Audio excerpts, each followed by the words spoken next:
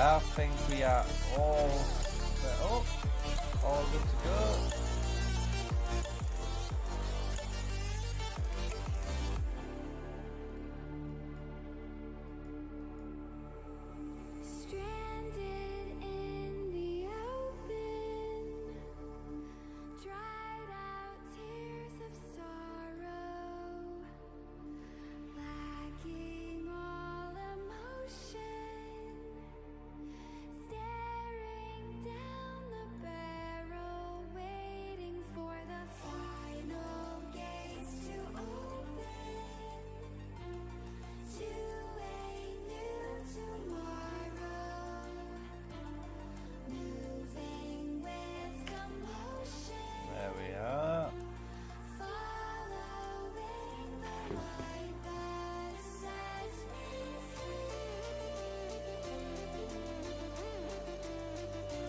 Good morning, everyone.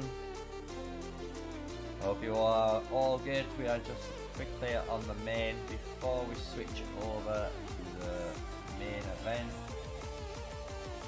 Quickly go to it. Boom. Road to Glory starting right now.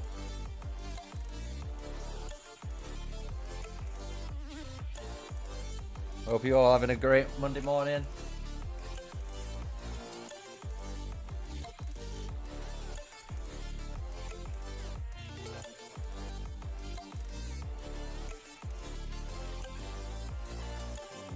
This is what we're going to be doing today. For him. Nice and easy. Let's just keep training our T1 for now. So we're on research. We are pushing towards the architecture, so that's what we're on now. We'll try and go as forward as we can before it locks us out with the building requirements. So we'll see how far we get today. So here we are, we're at 1.4 million, almost 1.5 on the free-to-play account, guys. Doing really good, I'm loving it. Didn't really get to do too much last night, I was doing a load of content for everyone, so... But here we are. If you got any questions as well, you can always remember, put them in chat. I'm always here to answer questions when the live stream. The best thing. Also today we did hit our 10 out of 10, so if you're wondering how we've done this, it is through Dragon Trial. So we've claimed already our loot this morning as soon as I woke up, and we gained one, so we're almost at another one. I am focusing on Indis so I can get Indis ready for next season, because I'm going to be using her, especially as a free-to-play player, as a 5-1-1-1-1 commander in the Dragon Trials. She's going to be really good for us when we get into there. So max out this first skill is really good. It's going to be really important for us. We can equip something to her.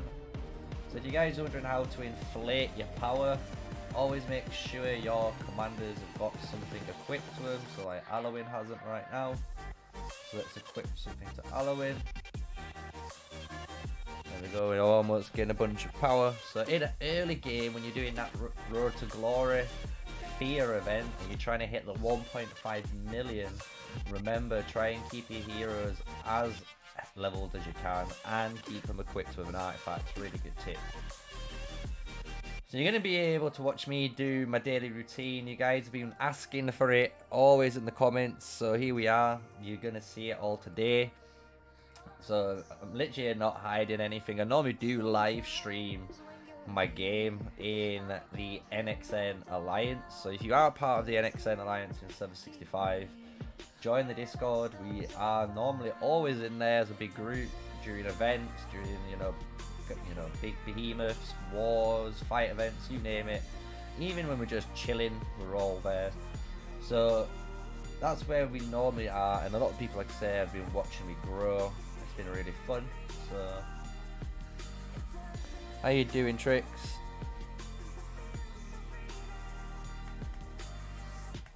Hope you're having a good day, man. I'll go. I'm just a souvenir. Let's get these 3 heads out of the way. We've got Craig, I did find Craig finally and hit him level 4, which we've been waiting for in the videos if you've been following. So we've just finished that now. So our Craig is getting there slowly. But he is 551 now, so we're going to try and max out this next skill before we unlock the next one. Just because we don't really care about the engineering bonus right now, and we really do want that 10% extra bonus, since we already have the 10% hero skill. So we're on track with Craig, really great. Our Guan unlocked all the way to 4 stars. Hopefully we get lucky and now we get in all our damage dealt bonus skills, but any more on here is fine obviously, but we do want to try and get preemptive strike if we're lucky on those skill rolls.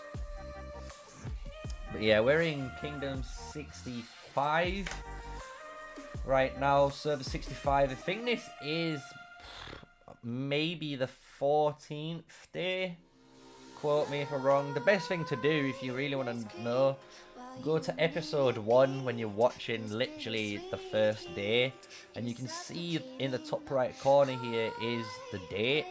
So if you just check the date on the first episode, you know, pop it open in a new tab, you can check out what the current day is on the server, right? So I think I'm around 14, 15 maybe, I don't know.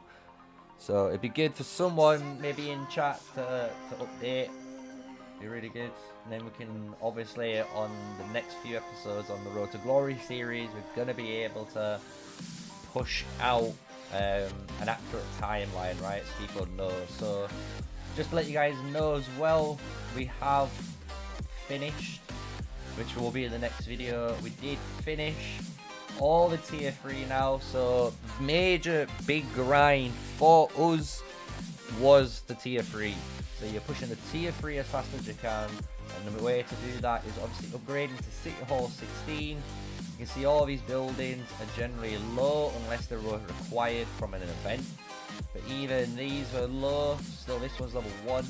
We'll only upgrade what we need. So right now we're upgrading the wall. It's got 5 hours on. We could speed it up, so let's actually put some hours on so we can get it done on stream. And this is how I was going to say to you guys, if you're going to use speed ups, try and save them for as long as possible. And if you're online like I am right now, I normally would be using these around this time. So I'm going to put it on about a 30-minute timer, right? So we're not going to use everything still. We're going to let it count down because we're definitely going to be here for 30 minutes.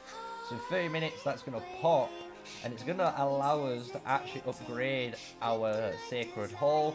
And for us, it's actually mega bucks for free-to-play players because we unlock that 4th march here. Massive 4th march. We get an extra 500 cap, which is cool. But it's more the fact that we use 4 marches now, which is going to speed up that gathering speed, you know, leveling up heroes, everything in it, right? So you're going to see my VIPs. So yeah, that's actually a good way of doing it. I don't know why I didn't do that. You're a smart boy. So I forgot where I need to go. It's in the claim section, right? So boom, boom, boom, boom. Here. 15 days, yes, I was pretty much right. We found it. Me having a brain fart this morning, but there we go. 15 days. On day 12, we did unlock our first T3 and hit City Hall 16.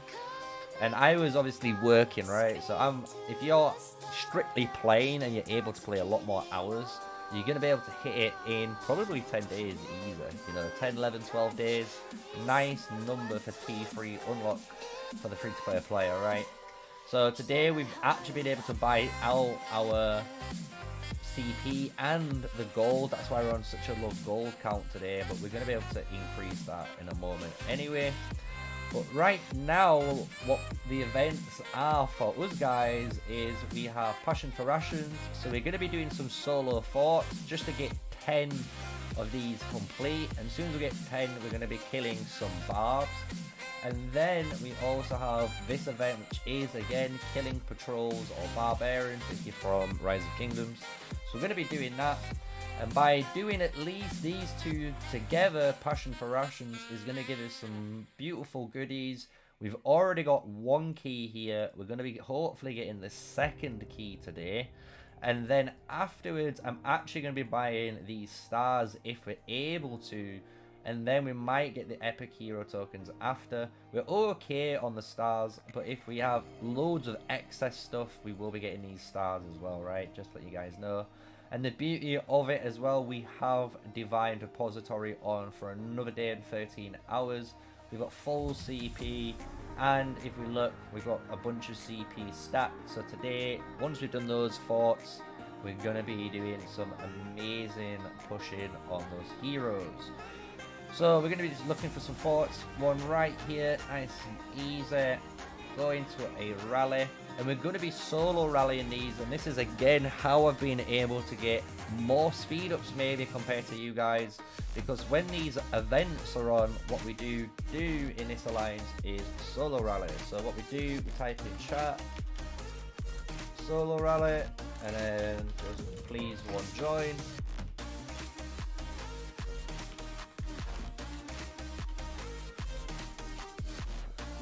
Let everyone know. So once someone joins, there we go. What we've got to do is obviously just wait for this match to come in 3 minutes, and then once it comes, we're gonna have to watch, because it is a pretty close fort, right? So it's pretty close, but as soon as our match launches, we're gonna be able to go into our menu right here on our rally and click the recall button, leaving just our march, meaning we are able to get the full rewards you can see on screen. So what it means is we do get the full amount of XP and dust, and you might get one of these as well, potentially, depending on how lucky you are, plus some resources on top. So that is one of the benefits of solo rallying. But right now, just to let you guys know, it is a bit more beneficial to do dark patrols, right? So as soon as we hit after here, we go to the 19s. Our 19s again giving us 10k XP. So this is what we're going to be killing as soon as we've done this event, right? So just to let you guys know, nice and easy. I'm going to just keep the last 2 matches relaxed, because obviously we're going to be rallying. We could maybe try and farm some gems, to be fair. Let's try and do that. It don't really matter who we're going to put in. We'll just put a laner with it just for now. This is all we've got to do, really. Keep active. Try and get these gems as well. Like I said, getting gems, especially these 10 ones, when you get some good gathering speed going, doesn't take too long, you know. 30 minutes. So within 30 minutes, these gems are going to be done. The walls are going to be done. Hopefully, all our rally will be done. So it's going to be a nice little timeline, you know, sync up. But we have got, and this is obviously at the moment we're at half 10 UTC in game. In 2 hours, we're gonna have to jump back over to the main account here in TA to watch or maybe participate in the Flame Dragon raid, right? So we're gonna be involved in that. I don't think I can use this on here. See, won't let you use the camper sickle on gems, which is fine. It's only made for mana, ores, and food and wood. Let's just get it sorted. We've got a bunch of 2s around us, which is nice to see. We've got 2 chests here, but if we look inside, we're on 2 keys. We could hopefully maybe look for a superior chest spawn, and maybe open 4 chests and get a bunch of dust as well from that. And it's going to allow us to keep leveling up. So we are at the moment trying to balance out our 2 main artifacts. So as you can see, being an archer player myself, I've been focusing on the PvE raid artifact first. It's just because it is also level 3. It does a nice amount of damage in these raids with the skill. 1800 going all up to 2400 when we do finally get it maxed out. But the beautiful thing is it's so good early game. Honestly, it's kept us in the top 10 rankings. So I do love it. How you doing, Chief? How you doing? I hope you are doing good, man. Nice to see you. Music's too loud. Thank you for letting me know. There we go. Hopefully that's better. Let me know if the audio levels adjusted is better for you guys. But yeah, we've been doing Heart Piercer just in case, you know, there's any sort of PvP. And when we do try and do some merits, because we have, if you look on the account, just before we run out of time, we are marching. So this is what we're just saying. Let's go back on track. So we're solo rallying. So we're going to go kick these guys out. And when you look now at my rally, this march is walking away. We're by ourselves. And it's really good for early game again, because even level 2 forts only require 30,000 level 1 units.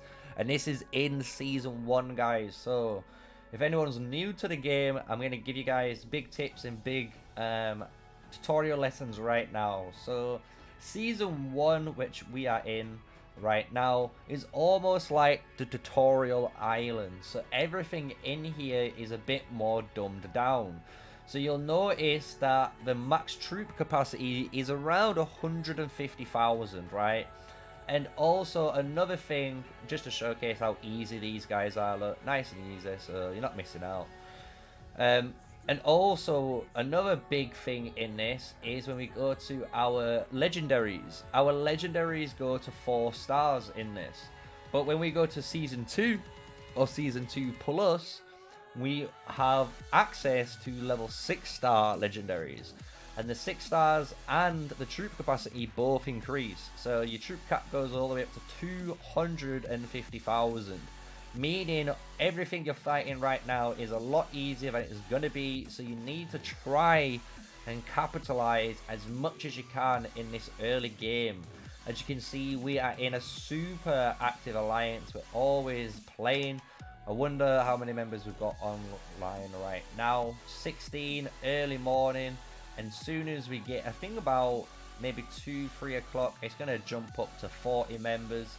But we always have people on, and that's what you need. You need high activity when it comes to your account. Because if you don't have a high active alliance, you're not going to gain those speed ups and those rewards you need, especially as a free-to-play player. So we're going to be keeping up these rallies as fast as we can. I got 3k power more, let's go. My alliance gets mad that I want a solo rally, yeah. The thing is with solo rallies, guys, and this is the best thing about them, is you generate so many of these chests. So in a moment, when we do jump over to the main account eventually, we're gonna showcase my alliance, that like one of the top, you know, active alliances, and how much you get for doing it, right? So we can look at our gift level at 21 right now, but when we jump over, you're gonna see a super high level blessing chest level, and that is all due to everyone soloing level 5 or level 6 forts on their own. And we all partner up together, and we know the chests that we get in the alliance is more worth it, because they get 8 hours, 12 hours speed ups, and even higher speed ups. So when we jump over to that account, obviously we're going to be able to showcase that, right? So we've got a bunch of solo rallies going, we've got guys joining, beautiful. This is all we got to do in the early stage. We're going to just try and get these rewards done in the system mail. So there we go. Trying to keep up. No pain, no gain. I love it. So we're on 2 out of 10 already. You just got to keep an eye on it. Also, what we've been doing, and I did record it in, I think, one of the episodes recently, we have finished, as you can see, scouting or defogging, shall I say, all of Zone 1. Which is a massive achievement, again, if you're a free-to-play player at this stage. Because, again, when we look here, my villagers are all complete until Zone 2 and 3 unlock, which is cool. But we have this location, which is a bit of a bug. It's in Lorcan, Zone 2. We don't have to worry about it. But our other tab here is still all Zone 1 rewards. And these are resources and speed-ups.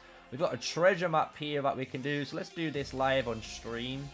We've got to keep an eye, hopefully, on our march down here on the bottom. So we've got 40 seconds. So let's just try and click through.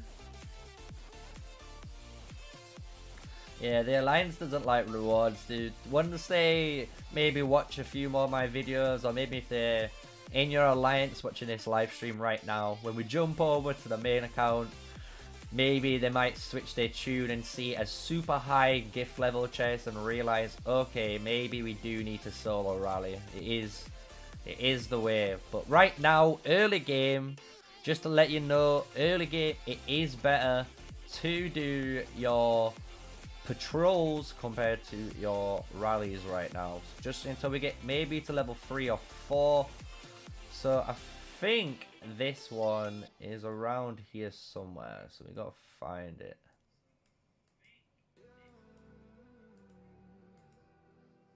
Zoom back out. It didn't click right.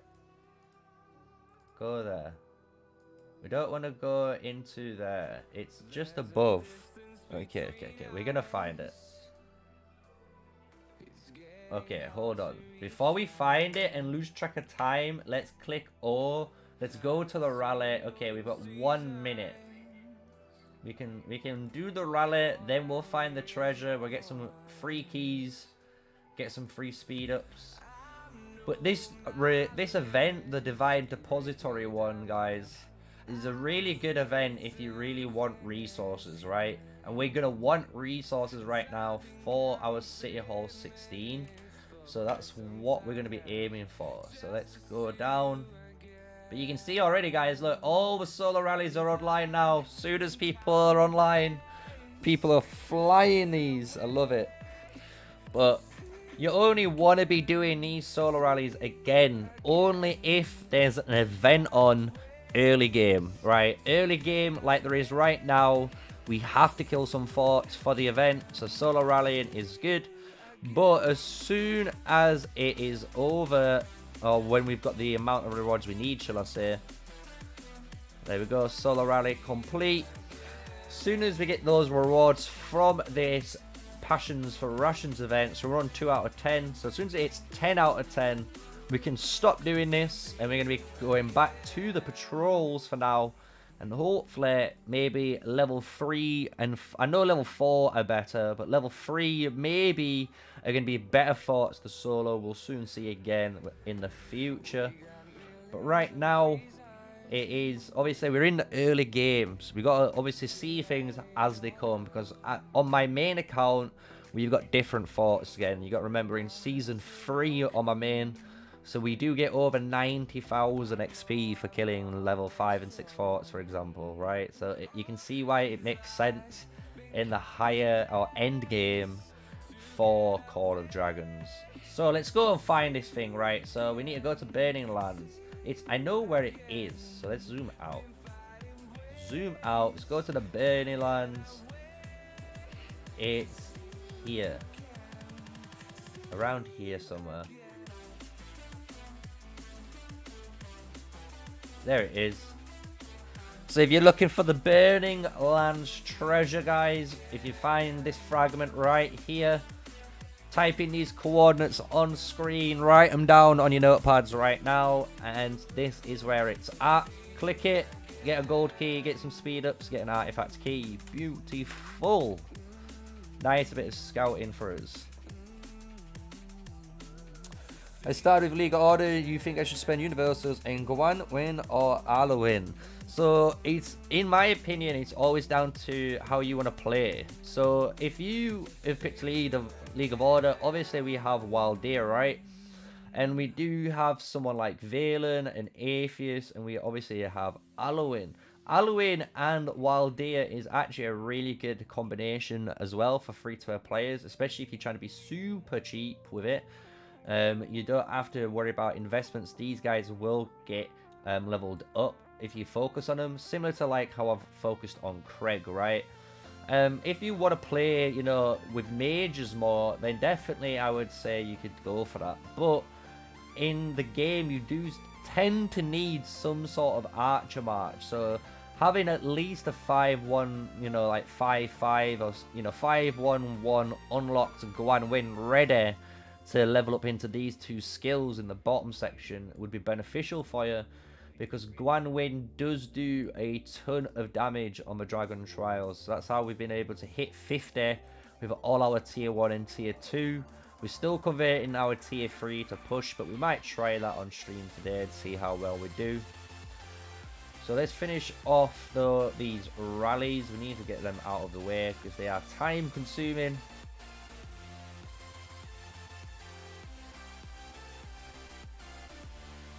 When Nico and Kanara out DPS as max Guan win and Nico. I feel like the Nico Guan win starts to out DPS when your Kanara has higher attack stat here. So as soon as she starts gaining these higher normal attacks and, you know, physical attack buffs, the March is generally going to have more stats than the Guan Win's 10% overall damage and her 15% physical attack. So you've just got to start seeing, it's generally, I'd probably say when she's like 5, definitely 5-5-1-1, she's stronger Kanara than a Guan Winner expertise.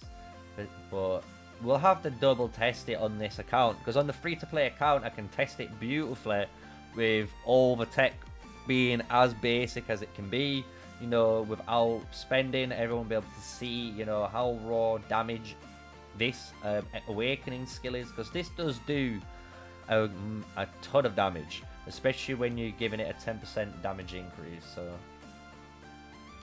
we will see. Does Kanara's 2 work on Behemoths?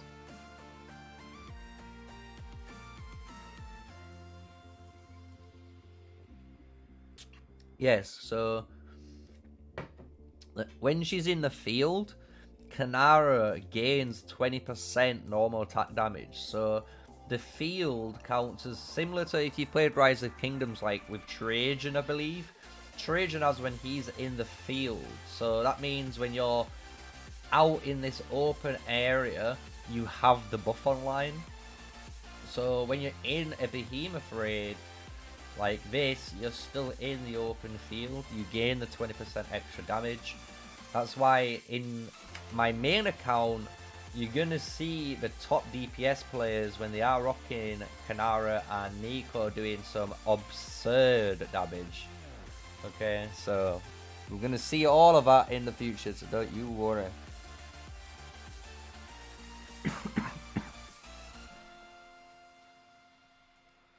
So we have on our rally right now 2 minutes to go. This is the perfect scenario, by the way. So if you are trying to maximize the time, no matter where you are, you should be trying to send a level 1 tier 2 hopefully unit here of cavalry to the march, because they are the fastest in the game. So no matter where you are, you should be able to help someone get that juicy solo rally going, especially in the later game, or especially if we're doing events like we are right now, you know. So here's Shaggy coming, but we're doing good. We've got our alliance is at 197.5 million. Day 15, we're at almost 1.5. Another, I think, free-to-play player Trippy here, she's 1.4. Bearded is 1.4. You can see that even with the tiniest amount of spending, you know, with $10 or $5, you can see you get a nice amount of power gain, especially people who are putting a little bit more in. When we look down the lists now, like Goat Boy, Robbie, Crazy, got all these big guys, Mike, Zeno, No, Slick. Any of these guys are pumping a little bit extra in. You can see where you get that bit of extra progress on your city. So for example, I'm free to play.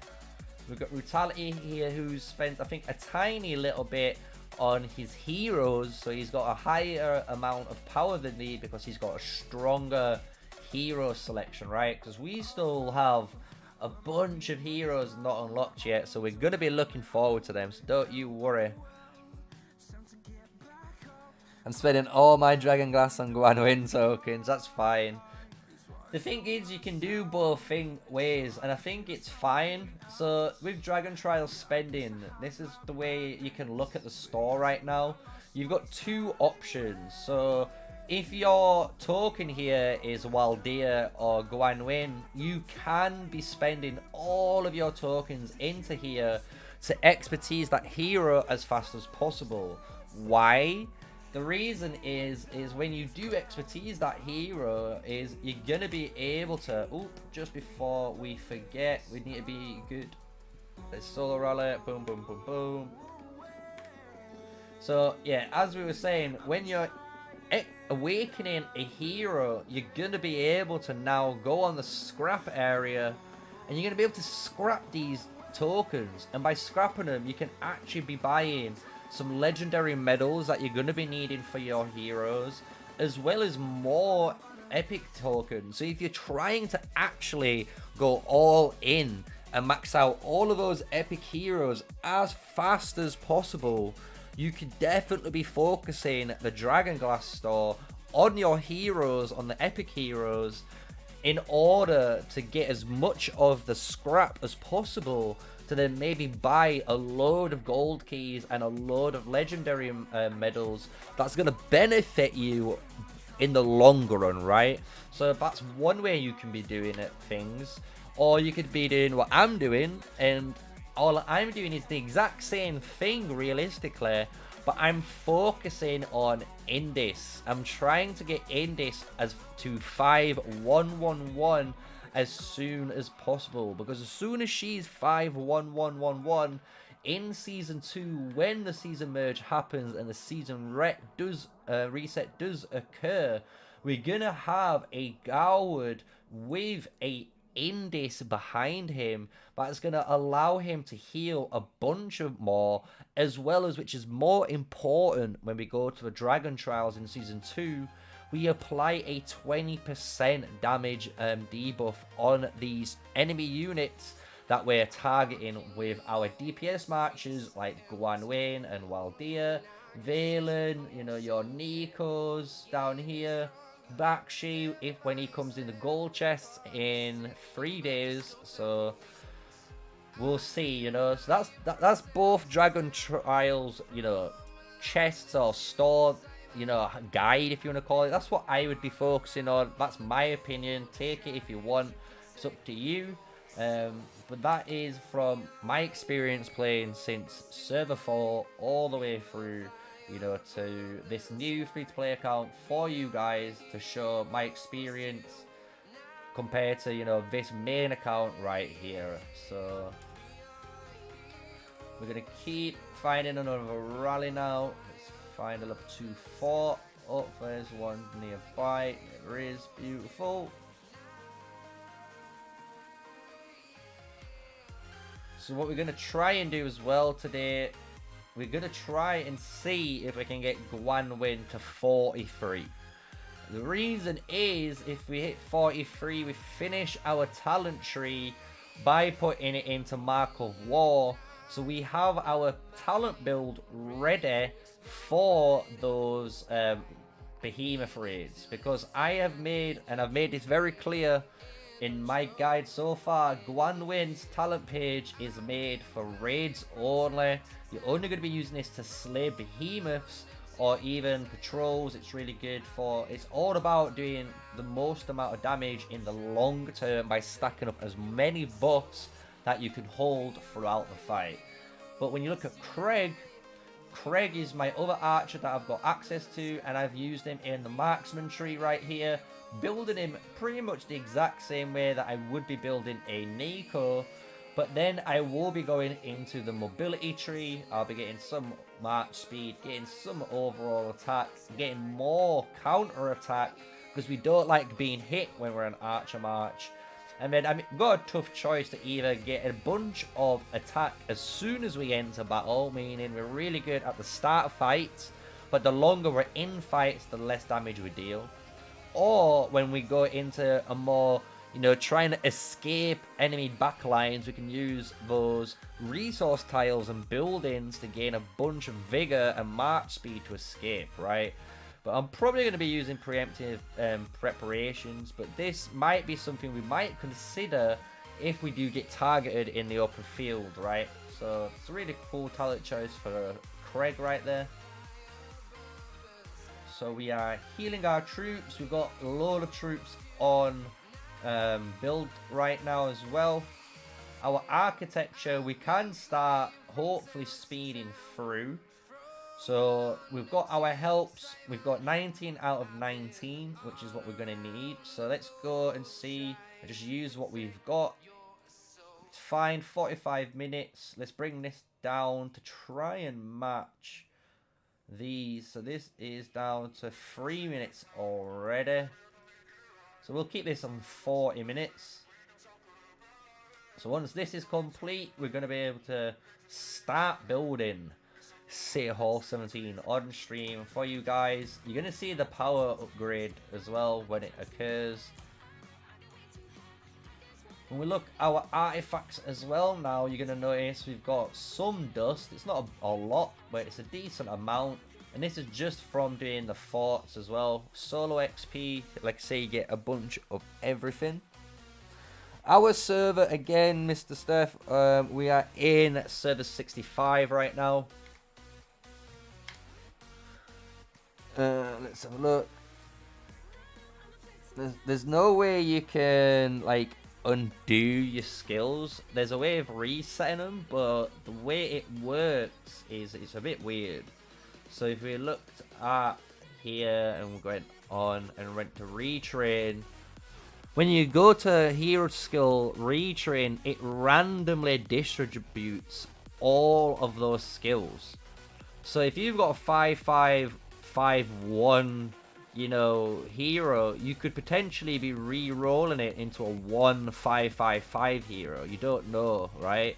Or it could be a 5-2-5 something, right? You don't know again.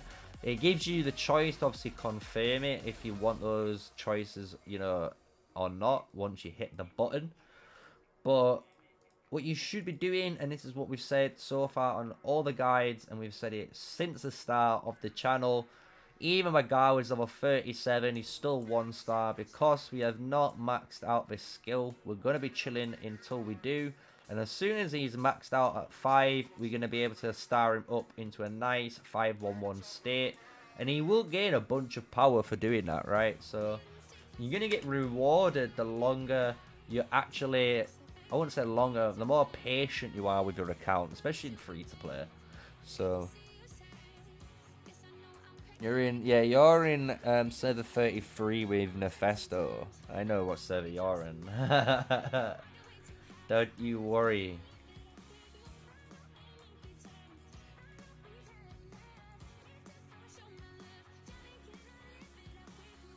So we're marching. The guy left the march for us, which is beautiful. Didn't have to worry about it.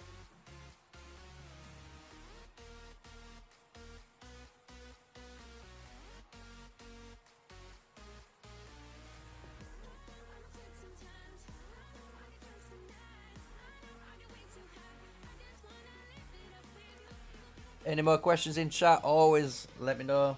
I'll try and answer them when I see chat. I'm trying to look up my phone for the chat while we're playing, so I don't have to flick between screens anymore. I'm working on that second monitor again. I'm still sad my second monitor broke. It is what it is. You keep going on the grind. Another thing, guys, that you should be doing as well. So obviously you guys know you build your resource centers, right? And at the same time you might be building flags into areas. So when you're helping and you're building, you should always remember you could be going into this area here to be buying resources that you might need, or more importantly, those speed ups. So we're going to get some research speed ups because that's what our main focus is, to be honest, right now. So now we're at, the wall has complete. We're almost at 1.5 million. So let's upgrade our big boy city hall. So we've got already the resources here. This is already stacked up from completing raids. So that's why we're able to do that. And we were farming stone. So that's why we've got a bunch of stone already. So we don't have to worry about the stone, because stone is a bit more of a harder resource and you're going to need a bunch of it. So this is now going to take us 3 days. We could have waited, and this is what like a really good player would do. and this is what I would advise you to do. You could have waited for this timer, and because we waited for this timer, you can see we get that 1% extra build speed, but it's not going to be too much of a difference. It's going to be probably a couple minutes, maybe 5 to 6 minutes saved. But in the later game, when we are going for, when we look here, we'll go to the City Hall. So when we're going for the push from 20 and 21, we definitely need this architecture maxed out. We want to be focusing that. So that's why I've just built this. I'm not even going to be using any speed ups now, guys. So all the speed ups for buildings and stuff, we're going to be stockpiling. We're going to be saving them as long as we can, because you should be honestly be able to wait 3 days for a City Hall upgrade, because in the later game it's going to cost you 20-30 days sometimes, you know, and it's a lot of time that you're going to need speed ups for to push through. So we're going to be just letting this 3 days cook now, and that's why we're going to be focusing more on the research over time. So in that 3 days, hopefully our architecture should be between either ranks 4 to 6. Should be around there, hopefully. We're going to see obviously today how far we can get it. Obviously we've got scholarship already done here. We've got architecture done already here. All of this is done so far, completed through the scouting rewards. I've not touched any peacekeeping damage right yet, but I've obviously chosen to pick CP because we need CP in order to keep grinding our levels on our heroes, right? So that's all we've been doing pretty much every day for the first 12 days. So even though we're on episode 11, those episodes are pretty much bang on daily. You might have a day or two skipped, and that's just because there's not been really much happening, you know. I might have been scouting for the whole day, and I don't think you guys would want to watch a full stream of scouting when you guys are scouting. I know how brain dead it could feel sometimes when you're just clicking around like this. But you're gonna have to do it, and the beautiful thing with scouting though, when you do complete all of the bags and all of the camps and all of the caves, and season reset happens, you don't have to worry about the fog, but all of these goodies come back, so you're able to get a bunch of speed ups again on reset. So just remember that for the next season. Yeah, I wish there was a 10% rune, but there's no runes up at the moment. And even with that, I think we only have a 3% rune. But I'm not, like I say, I'm not here to try and be as efficient. I'm just trying to show you a case. Like, look, I'm playing free to play. I'm putting in pretty much like 80% effort in, knowing with all my knowledge that I've got, you know, here is a mistake that a load of players would make. Like I say, look, a load of players would make this mistake right here. So it's almost true to what you guys are doing. So that's why I addressed it right now, you know. A really good player would wait 32 minutes, get this architecture upgrade, they would upgrade the next architecture upgrade, and they would get this architecture to about maybe 3 or 4 again before they even started this upgrade. But I like doing things more at the same time, so that's why we're going to be just doing it, like I said, the way we're doing it. And like I say, a lot of people would be doing this same mistake, so it's fine. I just try to be as true to a new player, free-to-play player as I can. Don't want to abuse the game too much, you know. We don't want to make it seem too unfair, and everyone's wondering how the hell am I doing so well, and I'm fully mid-maxing. It's be a bit crazy to see, but we still are on that grind. Let's see what we're on. 8 out of 10, so hopefully this will be our last one once we complete it. And then we can go on to patrols. We've got some notifications here. It's just to give us some goodies, but we want the bag of grains. So we need to go and get some more. We've not gathered yet, so that's what's going to be gaining us the bag of grains. So we've almost done our markets. We've almost done the other one for rallying. Nice and easy.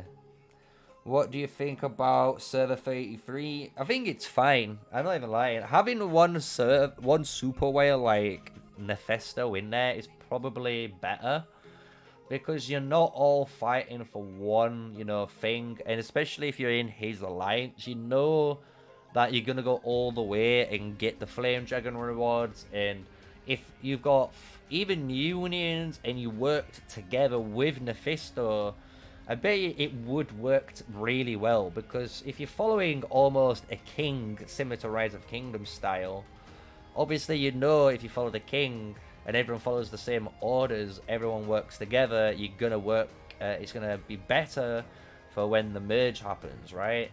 So Server 32, you got to remember, they've got to do a load of fighting. They've been fighting already. Obviously, there's been a lot of drama that's happened with the guys that have been finding the payment loopholes. So, shame on you, cheaters, but you're being caught out yet again, which I love. Let's open these chests before we forget. This is another thing, guys. Make sure you open these chests. You get 5 a day, you know. Make sure you open them and speak to your heroes. It's like, if you do everything the game asks you to do, generally you get everything you need. You know? Simple tip right there. So we've spoken to all the heroes we need to speak to at the moment that's inside. Great. We've also farmed some gems, which is also great. We're not going to farm anymore, just because after this rally we should be at enough, or we should have completed this, right? Honor above all. So we'll soon see. And the thing is, we want to complete it because it resets every day. So you can get all of these rewards every day. So that's the aim of the game. Which is the best PvP for Kanara? Well, I'm just going to let you know if you wait till tomorrow. Tomorrow is the Kanara full guide. I do go over all of Kanara's skills.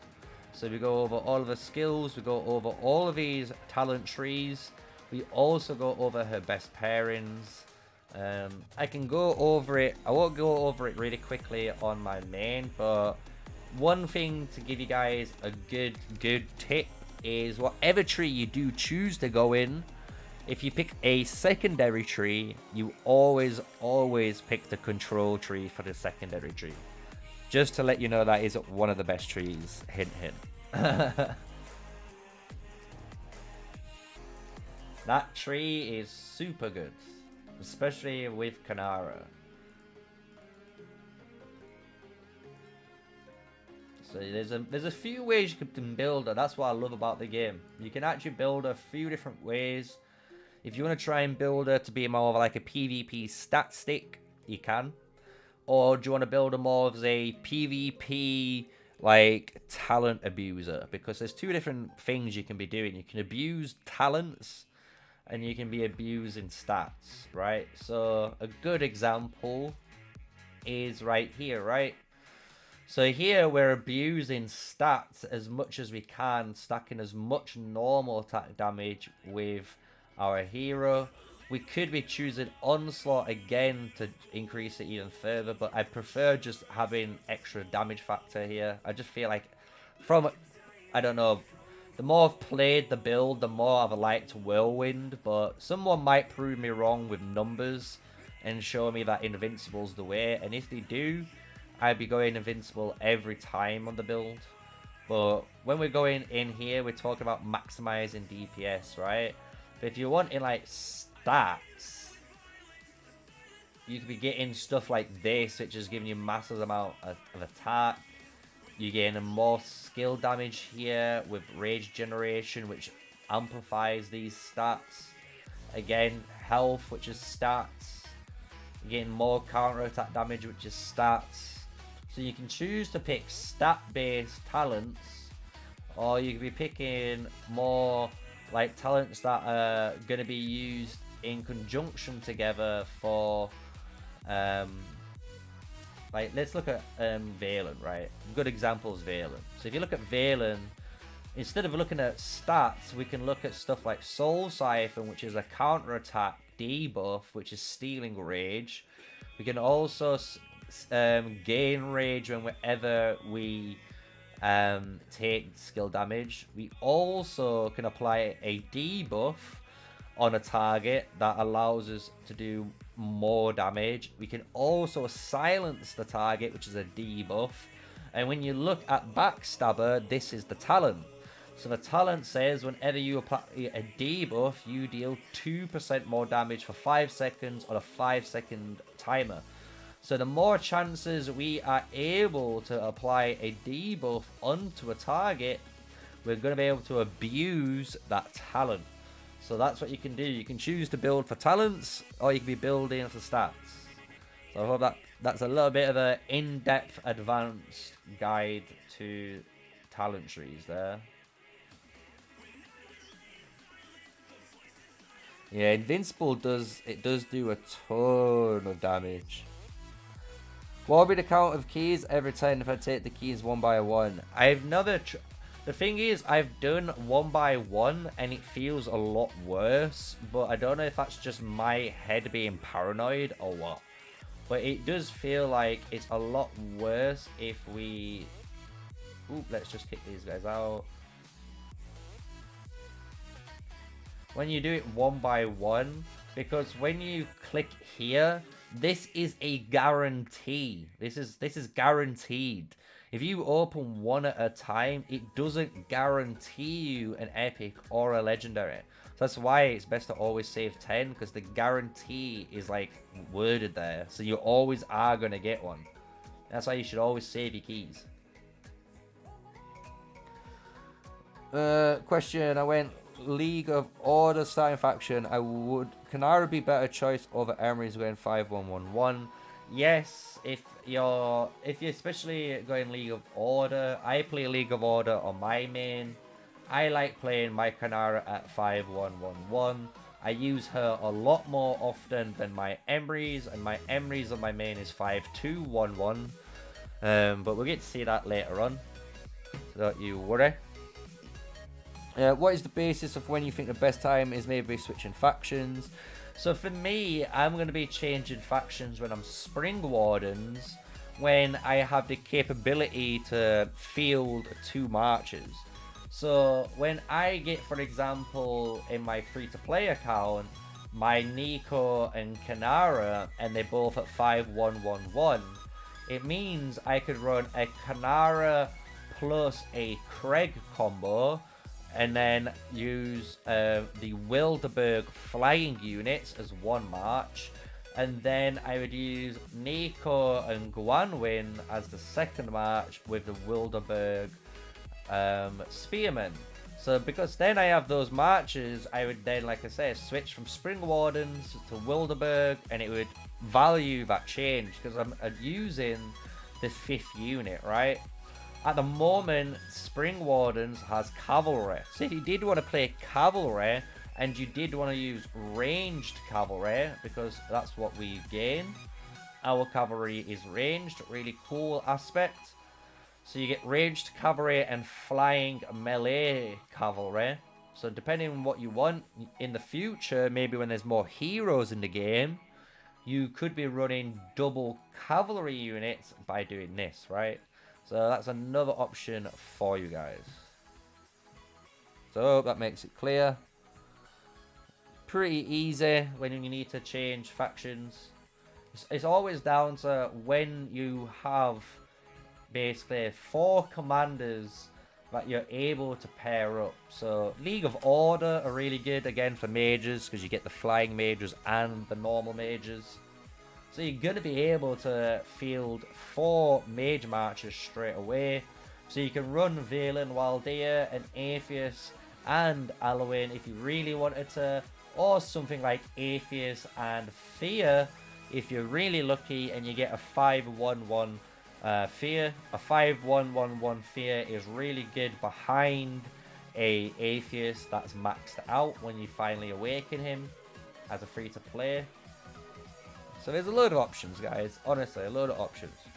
It's this game compared to Rise of Kingdoms, because it's so early on, you guys do have the choice. You have the beauty and choice to pick what you want.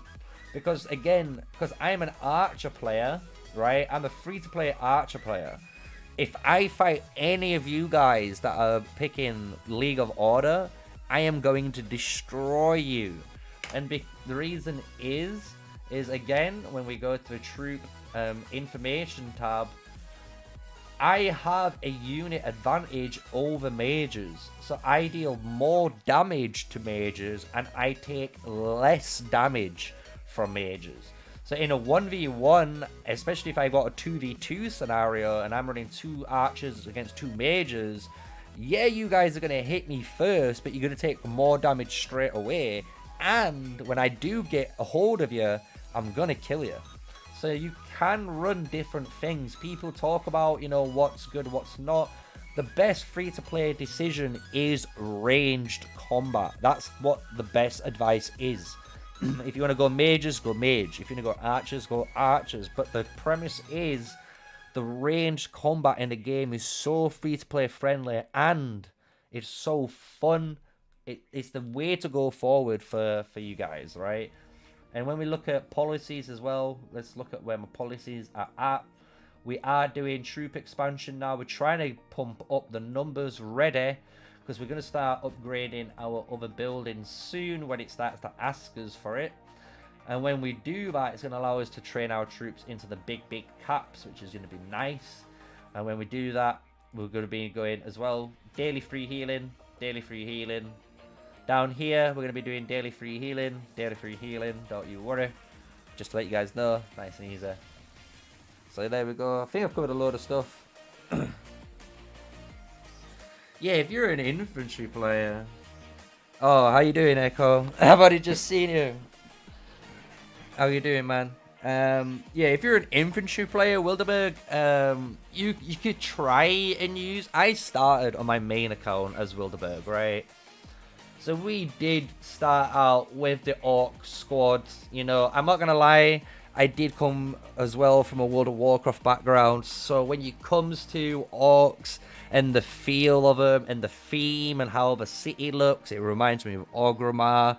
All of you guys in chat will know what I'm talking about if you're a bit of a WoW nerd.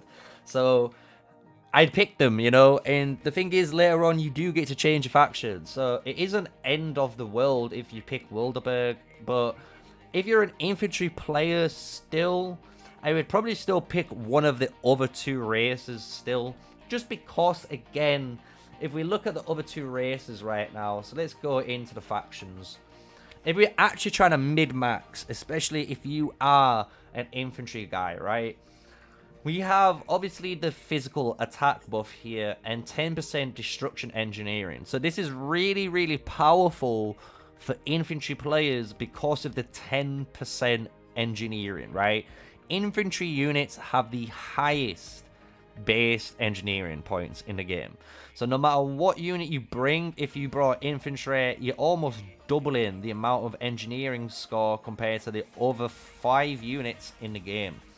So obviously, as an infantry player, having 10% destruction engineering allows you to blow through flags super fast, right?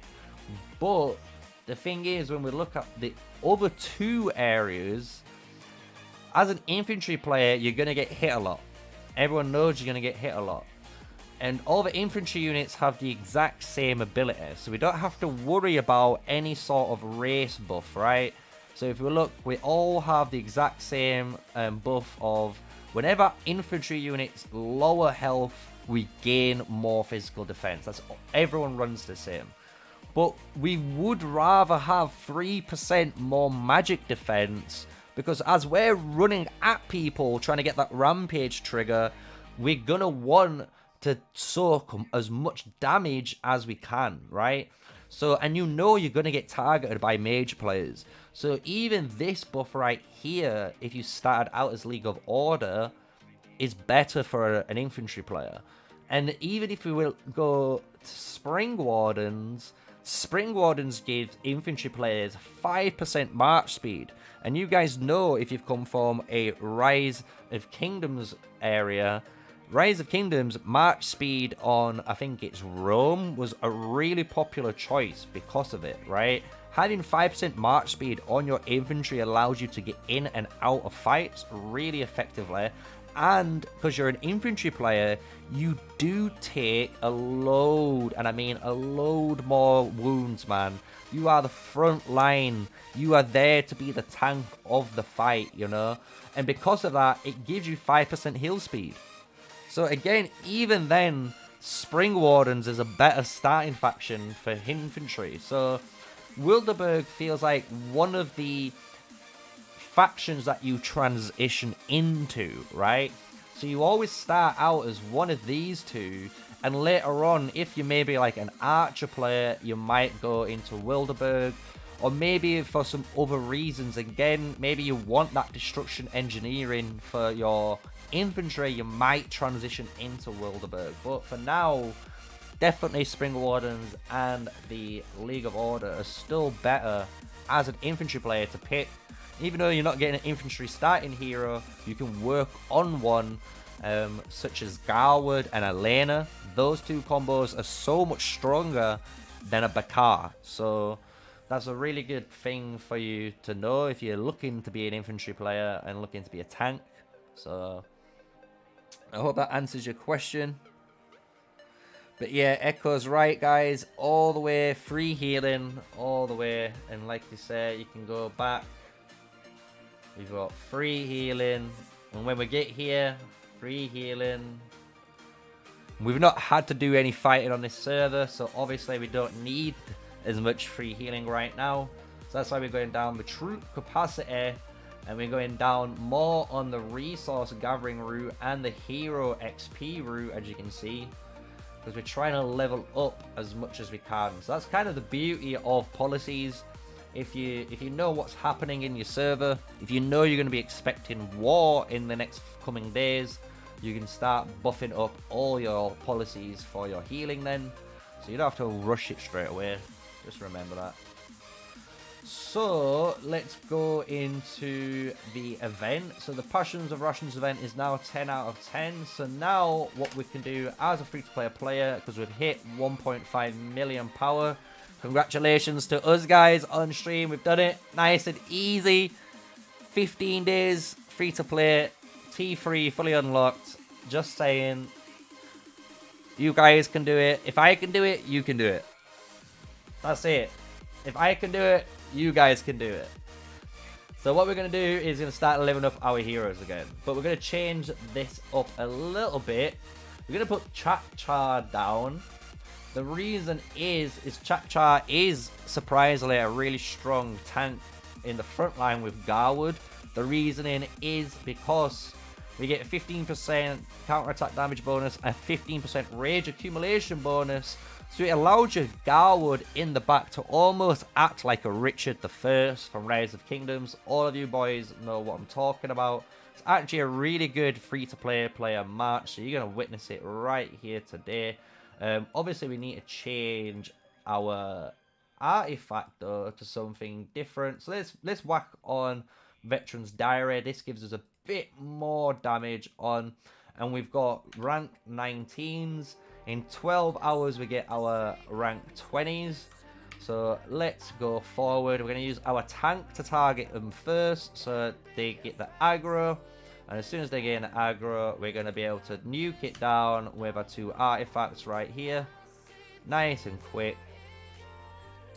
If we press Q, this is going to activate our artifact on Chak-Char. And as you can see, simple, man. He tanks so easy. So easy.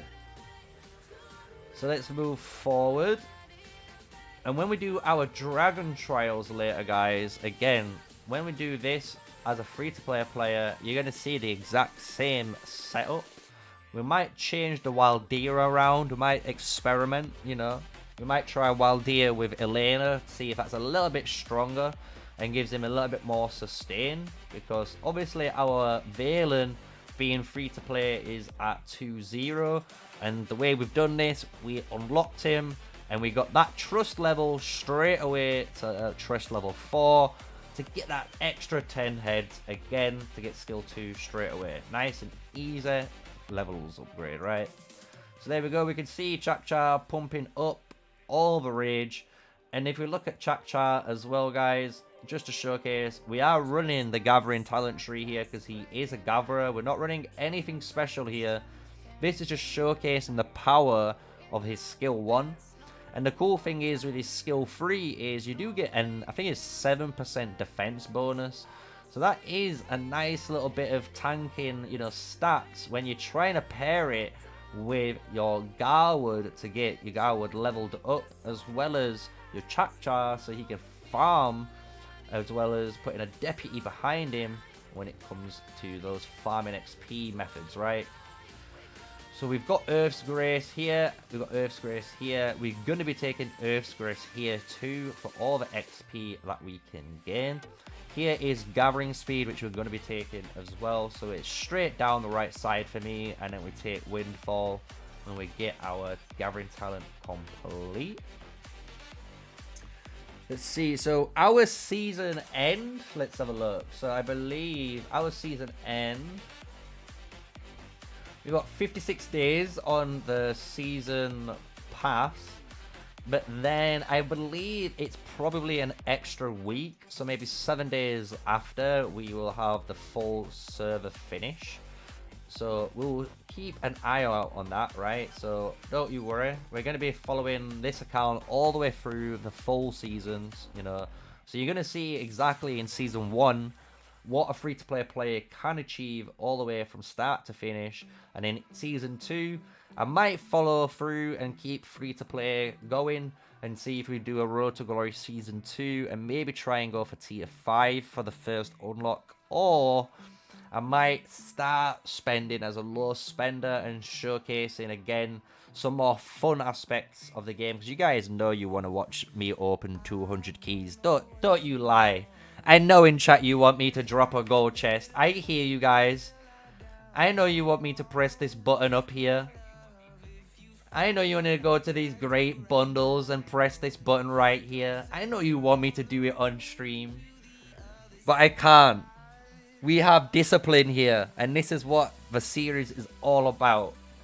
Discipline, time management, and free to play. And I love it. And like I say, if we look even... So just to give you guys some comparisons, right? Ranking wise, I'm ranked 700 in the kingdom. We're chilling. Obviously, in personal merits, we're a little bit higher because we've done a little bit of action. These guys obviously having a little bit of more fun. But then if we go to even the Alliance rankings, look, we're ranked 50 in the Alliance, guys. We're pumping through, and there's 120 members, and this is obviously going to keep growing. And right now, this is where we're going to start gaining our power as well. Just to remind you, we're upgrading all of this tier 3 units, right? So we're moving all the tier 1 units into tier 3. And then once that's all done, we're going to be able to just train purely tier 3 units. And then when we unlock tier 4, eventually, once we've pushed through to City Hall 21, we're going to be, again, upgrading all those tier 3 into tier 4. And we're going to get, again, a massive push of power. So let's keep pushing through. We need to find a level 19. So let's use the search feature right here. Any questions in chat? Let me know. I'm here. Who is rank 1 and server 65? I don't know yet. We don't have Alliance rankings yet. I know Nasty Outlaws is higher than us. So if we quickly go to... So you got NWO here, right? So this is one of the Nasty Alliances. They're at 228. So they're higher than us. Then you've got over here, maybe.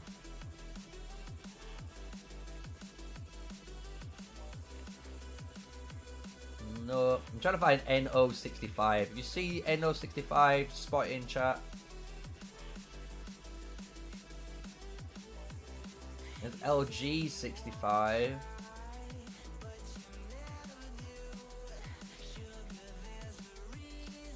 I can't spot him. I know Nasty, he is one.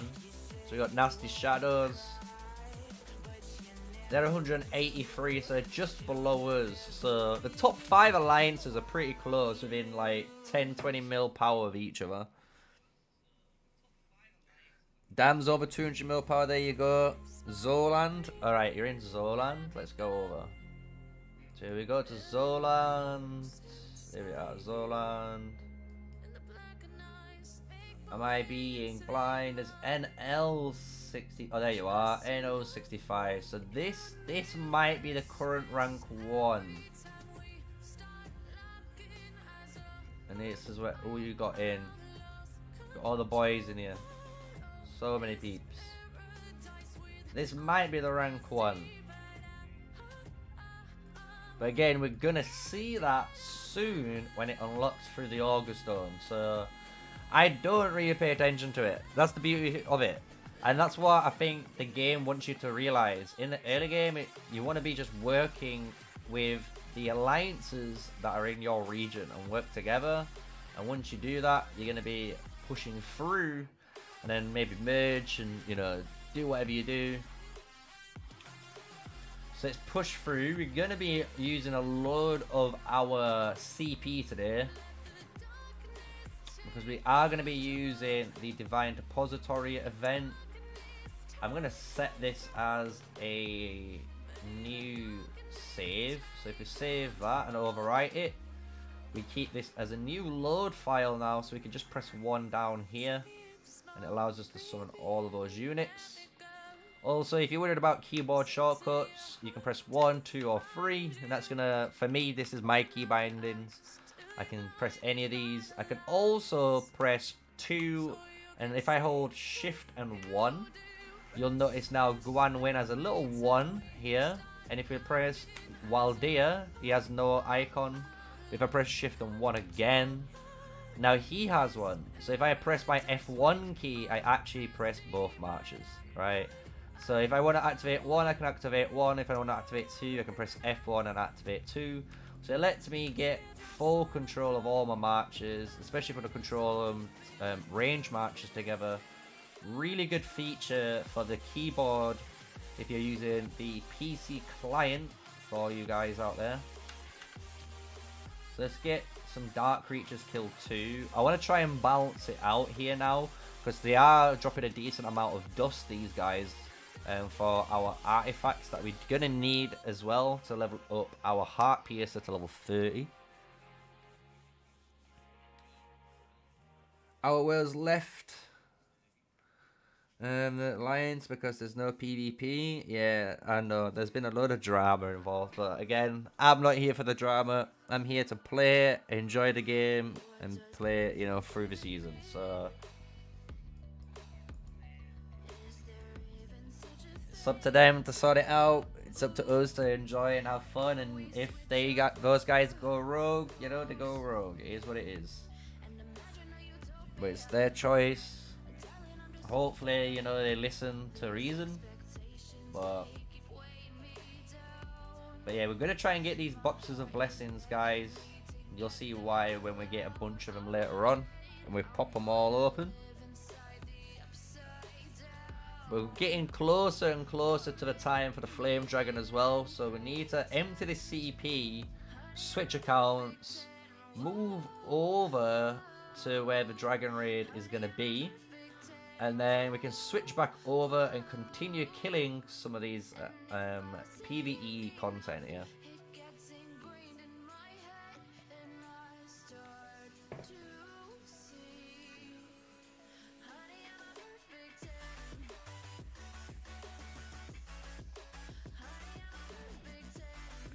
Any questions in chat? Remember, I'm always here.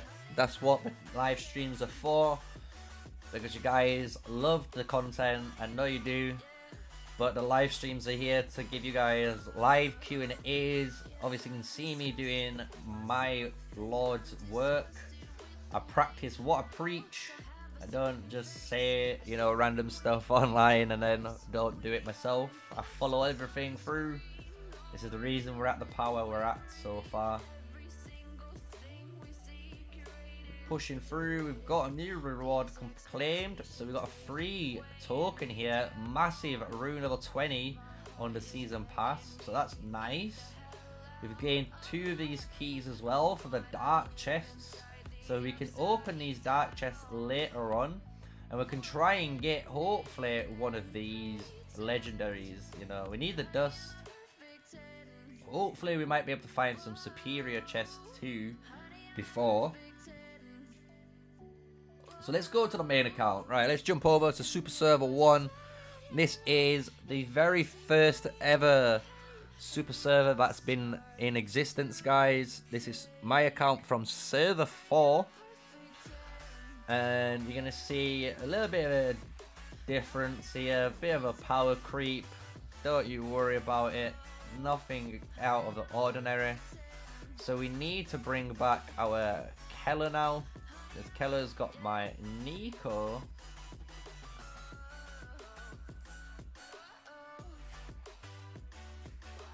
So we've got this on show today. Don't you worry. We're going to be able to watch this live, which is going to be the TA Alliance right here going to kill it. And then tomorrow, if you guys want me to as well, hopefully I'm free. I'll be able to live stream us killing the Elite Raid version 2. So you're going to be able to watch both Flame Dragons back-to-back days. So that's going to be exciting.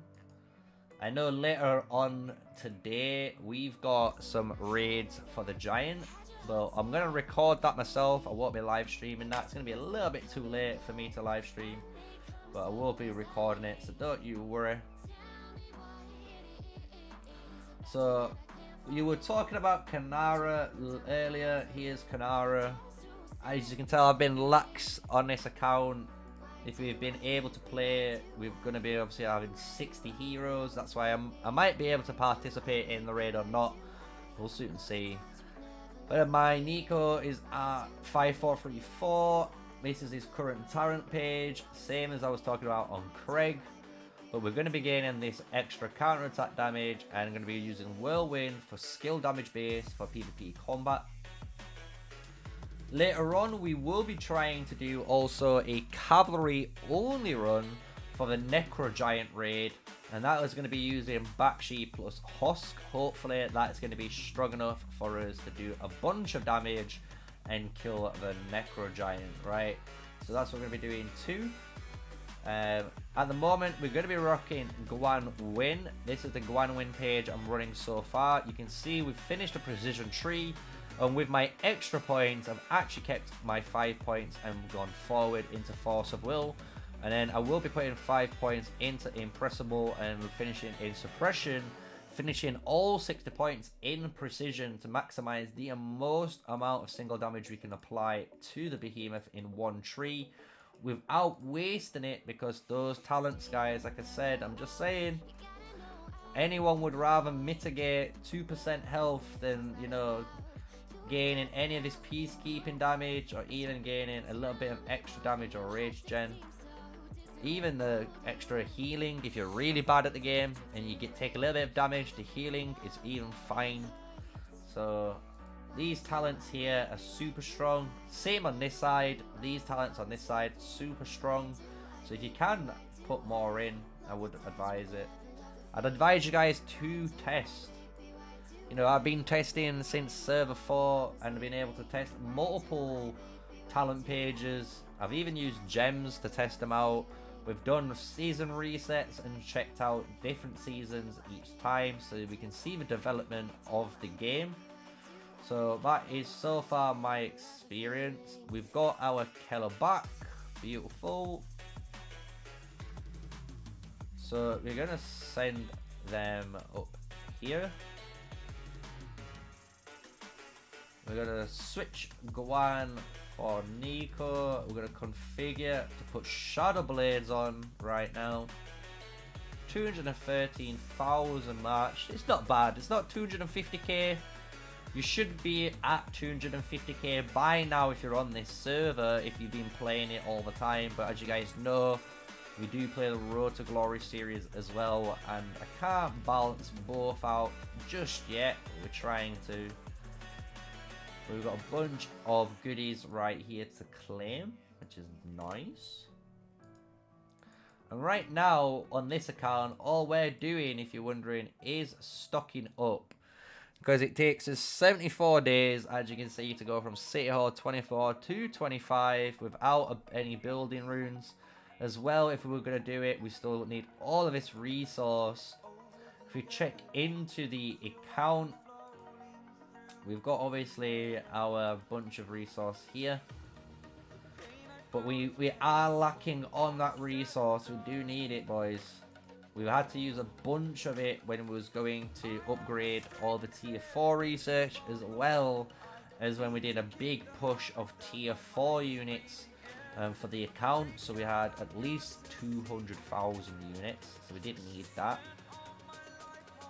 If you're looking in this server, the power rankings is as shown, just to let you guys wonder what's going on. Some of these players, like Burning, is in server 32. Midas is also 32. Does Immortal in 32. Some no-name alliances.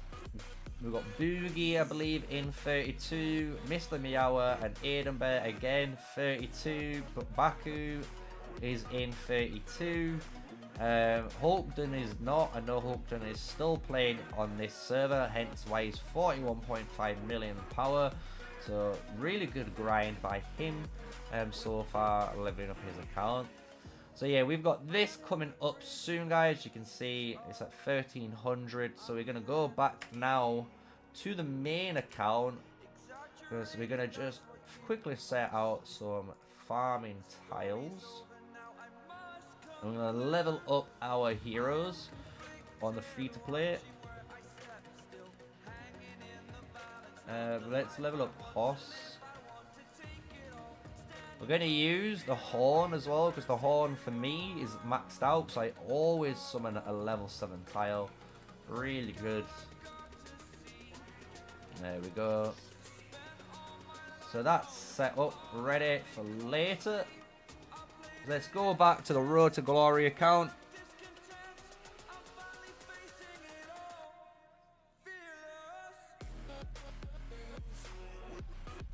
I love, let's see what's saying in chat. So people leaving us to go to Nest Alliance because of you, you know. That's funny. If people are listening to me and they're not, and I'm not even in server 34, that makes me laugh.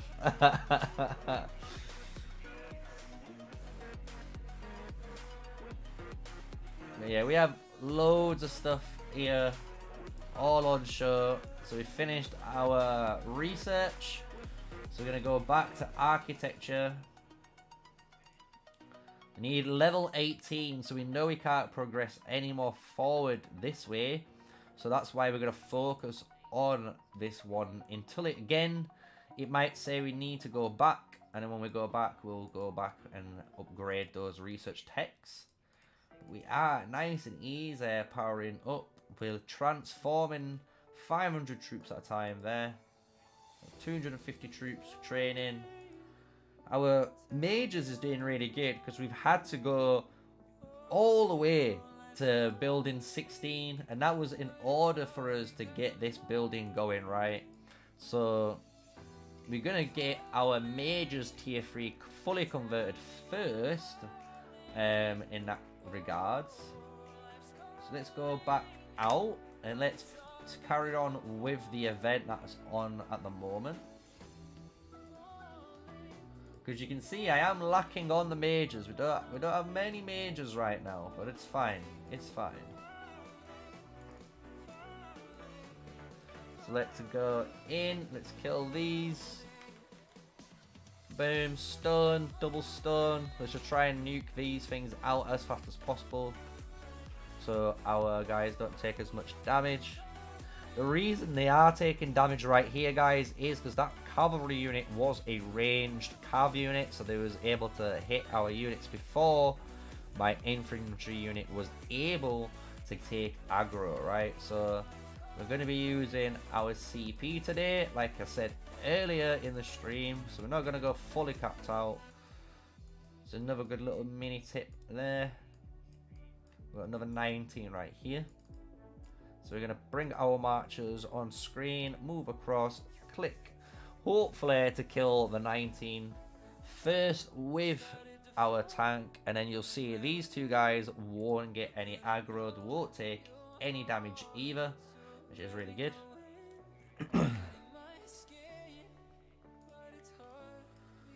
So we've got Chakcha running the charge, and now he's got the aggro. We can use the DPS in the back.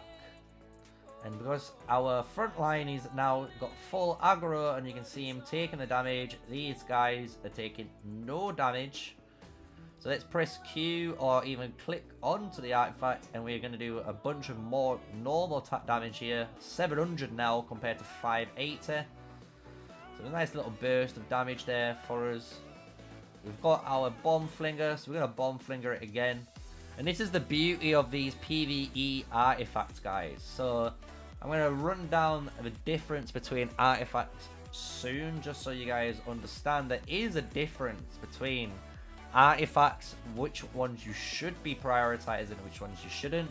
I know players in the past have tried to tell other players that there isn't any real sort of, you know, what you should be focusing on and all this, but there is actually some strategy to the madness, so we will be covering that soon, so don't you worry.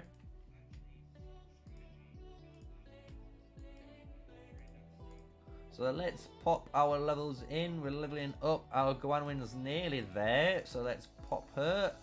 42. So we've finished 15% more normal attack crit. Beautiful. This would be what we would use if we were in PvP, but like I said, we are raid building today. A Mark of the War is the best raid talent for our Guanwin, so that's what we're going to be doing. You can see our beautiful Chakcha actually is super tanking with the Garwood, allowing Garwood to fire off more of that healing, so he's able to sustain out for longer for us, and that's what we want to be doing as well when it comes to the Dragon Trials. Only just noticed poor Waldir died. No, that's because he has not enough troops, which is okay. It's not end of the world. We'll just go and refresh our troops. Try and stay as true to the free-to-play player. So the way you should be using CP is trying to save CP for really good time windows. So right now is a good example of it. So we've got side by side, which requires me to complete a bunch of these, you know, areas of patrols, but we've also got Divine Depository on. So every time we kill patrols or creatures, we're gonna gain these chests, and these chests, when we do pop them now on camera, you're gonna gain that nice amount of resources, and that's what you want. So in the Divine Depository, you're going to gain chests for resources. In the Elena event, you're going to gain chests to summon Elena through the puppets. And you're going to get more speed ups. So just remember, you've got two events you want to aim for. You want to save your CP for those windows. And especially, even tomorrow, I could save my CP even further. Because what you could do is press F. Go to your dark patrols, and when this little lock icon is, if you press it, it tells you the timer when the next ones will come. So the level 20 ones will appear in 12 hours. So if we check back on the event, we have 12 hours still.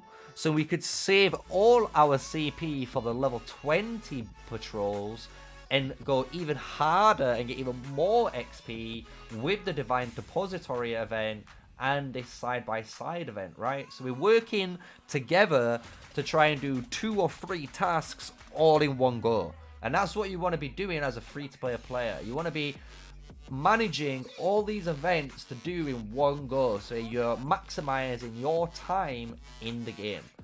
So let's go and now deploy some more troops. We've got our marchers out. Let's get Chak-Cha already aggroing on, and we're going to kill some creatures now again, because we're going to get some artifact XP right now.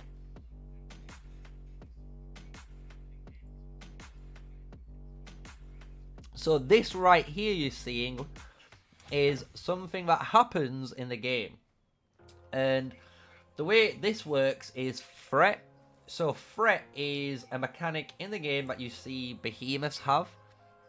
And with threat, what it does is when a march, so my Waldia for example, was dealing more damage than my Chak-Cha was, he gained more threat. And because he gained more threat, the march completely ignored my Chak-Cha. And that's why you would take maybe the Harlequin mask to taunt down those targets. So that's another reason why. But if you're really good and you don't blow all your load like I did straight away, your unit won't get targeted. So we'll do that again just to showcase the difference. So let's click deploy. Oh. We need to go wrong city, wrong city.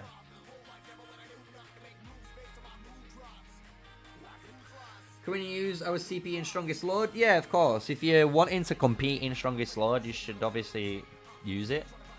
But in the Strongest Lord event as well, guys, you do generally, if you start your account in the morning and empty all your CP and kill the highest level barbs, and then say you go to work or you go to school, you do your daily life, and then when you log back in, all your CP will return, and if you kill all the barbs again and all the patrols, you're going to complete all the challenges needed for the daily requirements on the Strongest Lord. So you'll always get that free key, and you'll get all the free speed ups and resources that's required for you by doing just a little bit of time management again, right?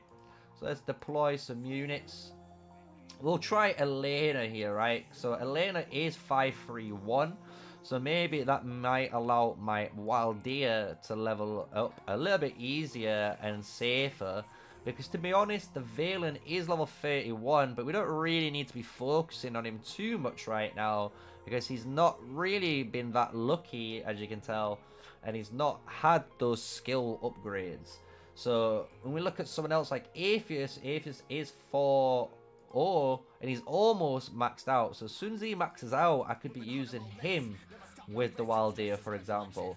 Alwyn is only 2-0, so again, that's the reason why we've not been using Alwyn. But me being an archer player, we have our two archers nicely kitted out. So that just showcases the priorities that I've had in my hero selection. And that's all from the start of the game all the way to now, which has obviously been recorded for the Road to Glory series. Check it out on YouTube. It is through episodes 1 to 11 that's been uploaded so far, but you guys haven't checked out 10 or 11 yet, so don't you worry, they are coming soon.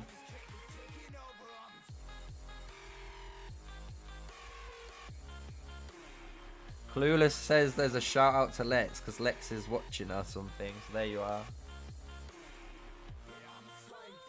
Thank you again everyone watching the stream. Honestly, it's so good to see so many people tuning in to the Road to Glory series. Smash a like, hit the subscribe button if you've not.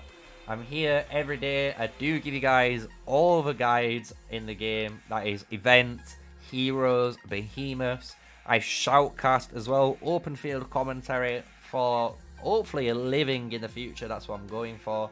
So I hope you enjoy it. That's what I'm going to be giving you guys on my channel. So if you do love all that stuff, I'm here. You found another subscriber or another channel similar to some of your favorite guys like Echo or Chisgul you might watch, or Shinji. You may have found another starting light right here with me. So let's move forward. Let's go and get these guys leveled up though. We've got 700 CP to use. We've still got a bunch here, but I'm going to save this 1500. And the reason is because of tomorrow. I want to use 1500 tomorrow on the level 20 barbs when they come out, so I can get more XP, which is going to be lovely jubbly. So let's level up Heart Piercer. We've got the XP needed, so we're at level 30, so we're happy now. We don't have to worry about Heart Piercer for a little while. We can go back onto Bomb Flinger, and this is what our main grind is going to be at the moment. We're going to be leveling up Bomb Flinger for our Archer March for the competitive DPS rankings when we come to those raids. And if you're wondering, guys, we've been raiding, and obviously we've done some good raids. Right here, we've got one. We was in PTW. We hit rank 3 in the damage rankings. And you can see some of these players right here. Even some spenders using mages. Just showcasing the power of an archer player, free to play. Even here, rank 3 again, guys. Right, rank 3 in another one. And this was a failure, but again, another rank 3. Just showcasing, boys, it is easy if you play archers. If you want to be a DPS and behemoth boy like me, you can do it.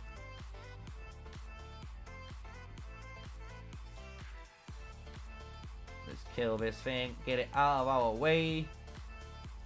Level up on Waldir or Walder. The reason, again, guys, I call him Waldir is because there's, again, a champion in League of Legends called Udyr, and everyone would knows if they play that game, he's spelled U-D-Y-R, and that would be pronounced Udyr. Similar to, like, maybe if you're, is it like Tyr from, is it Norse mythology, maybe? If I am correct, someone might correct me in chat with my mythology brain.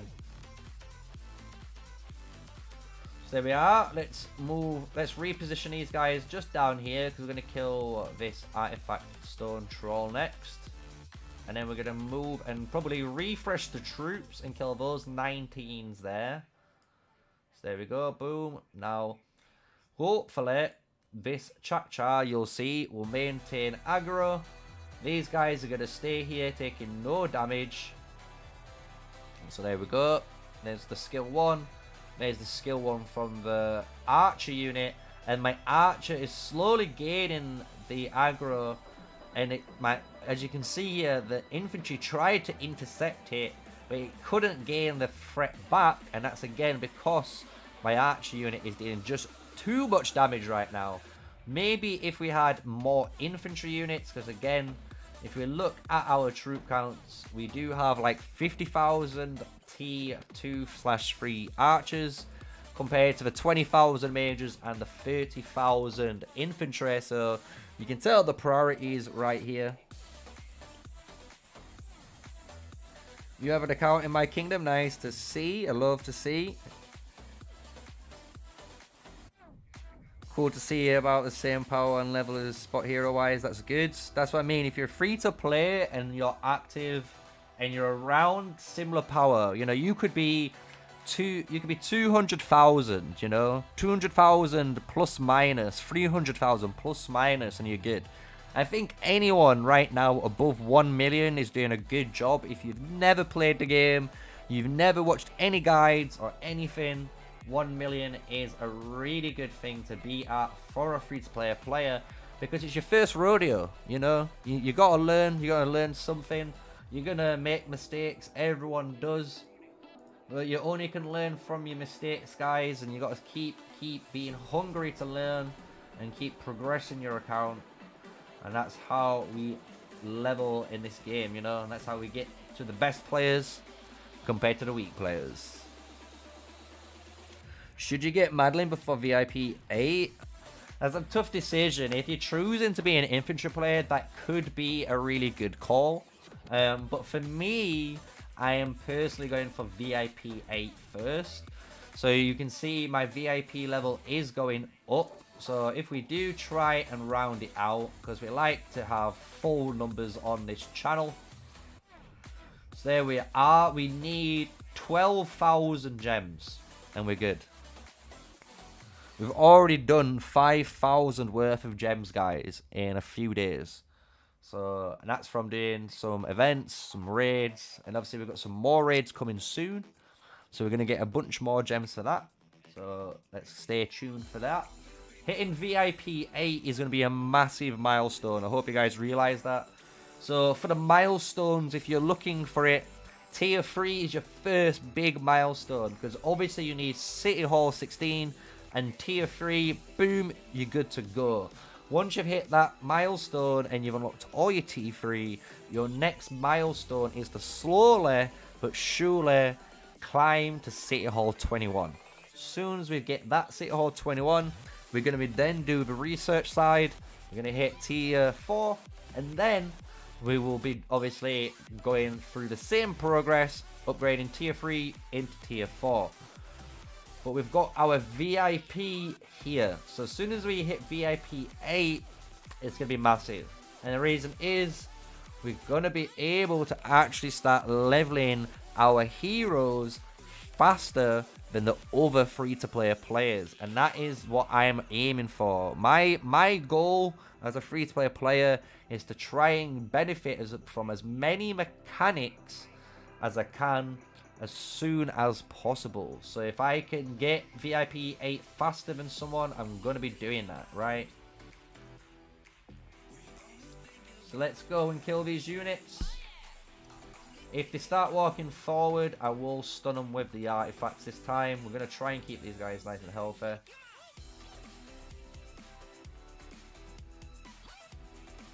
I hope you are enjoying the stream, guys. What if you put in the wrong talent point? Should you reset it? So that's the sad thing. In my opinion, if you make a mistake in your talent point section, you should continue going forward. So, for example, if you've put 5 points here and you start putting points into egoism, I would put the rest of your points in egoism, but then follow the build, right? Because if you follow the build, you're going to go back on track and you'll be okay. You just realize this is going to be a waste of talent for now. But in the next season, you're going to learn, right? Like I say, you learn from your lessons. If you're a spender and you want to spend gems to reset, obviously that is up to you. I'm not going to dictate how you should spend your gems. You can do that.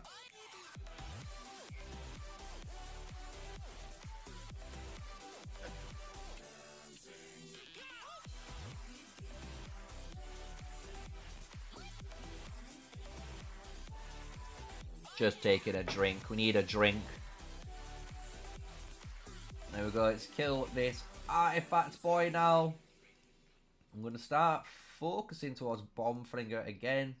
So we're almost at 35. If we hit 35, I'll be really happy with that. So let's double bomb fling. Try and end this fight fast. This just showcases how good Chak-Char, guys, is. The rage accumulation speed, absolutely nuts with the counter attack damage and that defense bonus. Really good.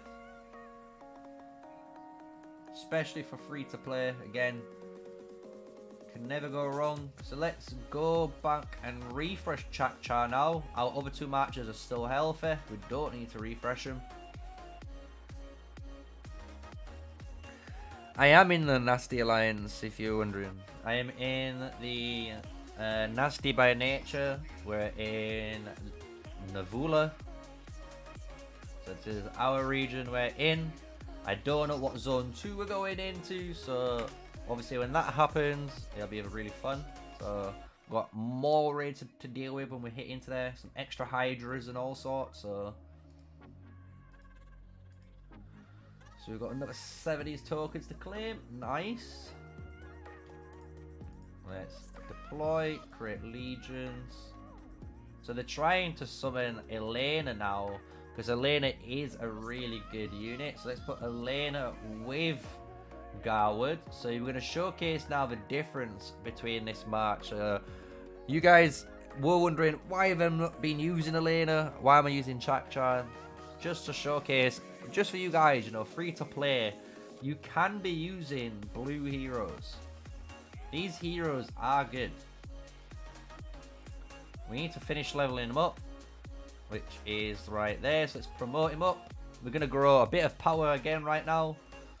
So let's watch that increase. So we've just gained a few thousand from that.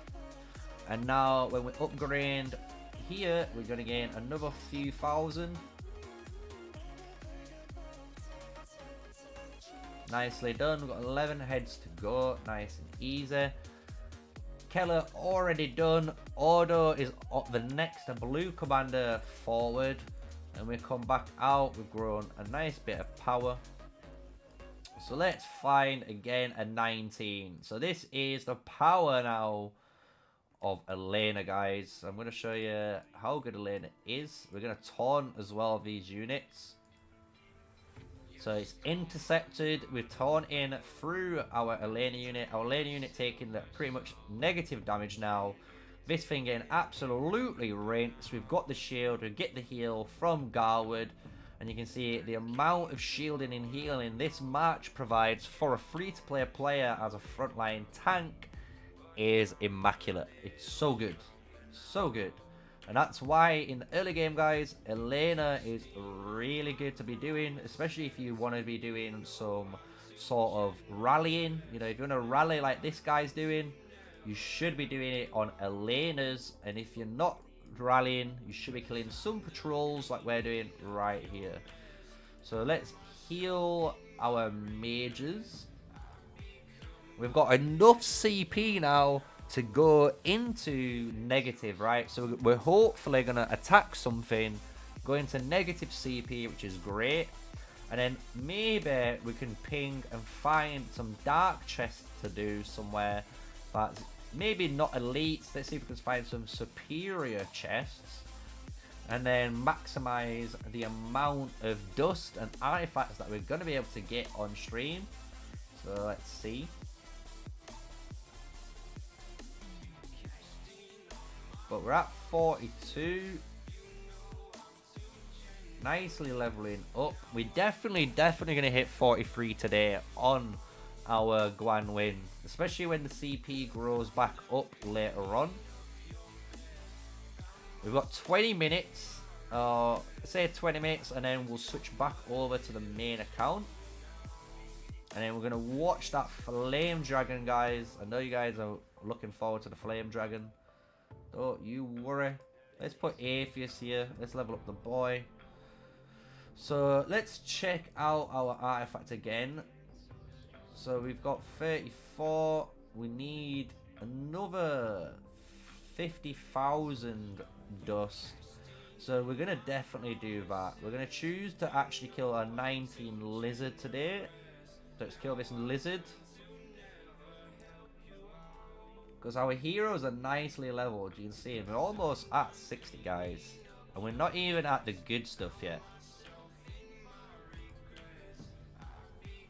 So keep it taunted while we absolutely nuke it down. So the taunt keeps it up. I do love the animations too. Here's some of them. So zoom in so you can see some nice gameplay. The gameplay does look beautiful. So the blue tokens you can pretty much use instantly on certain heroes. So the ones I use them on is Ordo first. And then I use it on Chakchar and then Keller last. And the reason is Ordo is your builder. And you're going to use Ordo a lot in the game. Especially when you're destroying and building flags and building just fortresses. So you're going to use Ordo effectively quite a lot. So I've kept my skills eventually for Ordo. That's what they're going to be done for. So everything gets pumped into him. Keller and Chakchar here, these guys get naturally leveled up while you're scouting. And you also get them leveled up from doing different stuff like Dragon Trials as well, I believe. So they get leveled up really quick. So you don't have to worry about those guys. I just worry about Ordo and leveling him up. Your epic tokens, again, I would use your epic tokens on a hero that you want to be pairing with your main hero. So if I'm using Waldia, you might want to use your epic hero tokens on Atheist or Alwyn. So you've got a really powerful epic march to run until you get that Valen. because then when you do get Valen, you could be running something like a Waldea Valen March, and then if you've got an Alwyn, you could be running like Alwyn and maybe Elena, Alwyn Indis, Alwyn Atheus, Alwyn, you know, we could go Fear, we could go anywhere with it, right? So, and these are the only heroes we've got at the moment, so we're going to try and use what we've got. So now we have emptied our CP. Let's see if there's any good chests about.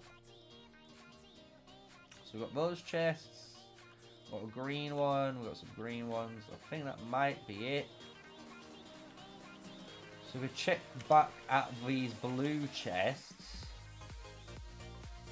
We've got 4 hours. So let's see if we can get any help.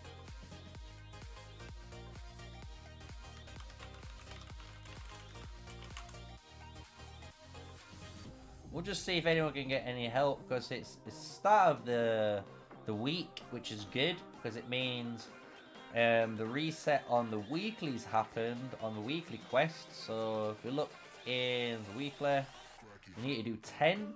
I've already got 4 keys, so I could even save my keys for tomorrow and then do another 2, but I'm going to save them up later. I like to get 2 done in the beginning of the week, just in case I'm a bit too busy and I miss out on getting the 10. Yeah, the Flame Dragon is later on this stream, don't you worry. It's very soon indeed.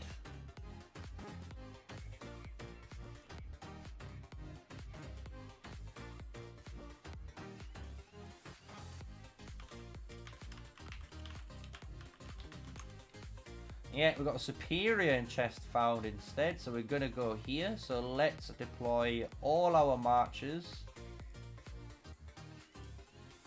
We're going to swap this around now for my Elaine. Elena, you name her. That's what her name is.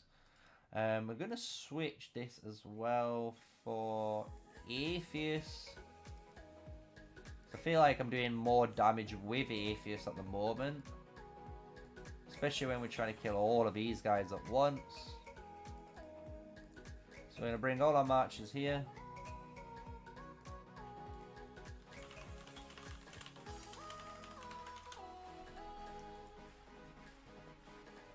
So what we'll do while we're walking down, we'll go to the main account.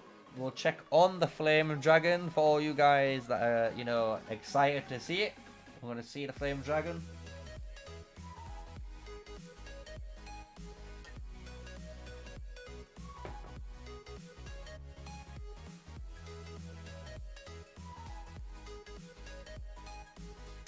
So we got people coming up right here.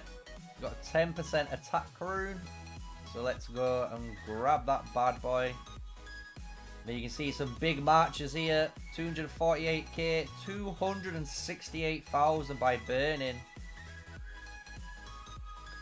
So this is what's going to be fun, guys. Because I always like running like this, because I'm going to be the underdog here. So I'm going to have the least amount of troops most likely. So we're going to see how much more damage we can pump out.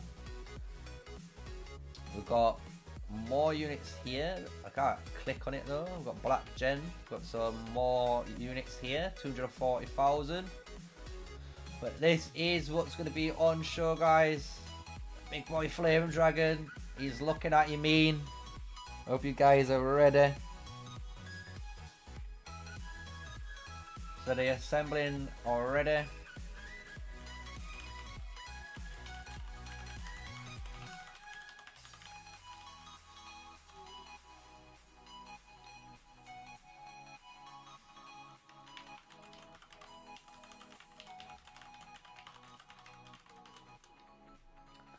So let's come back out.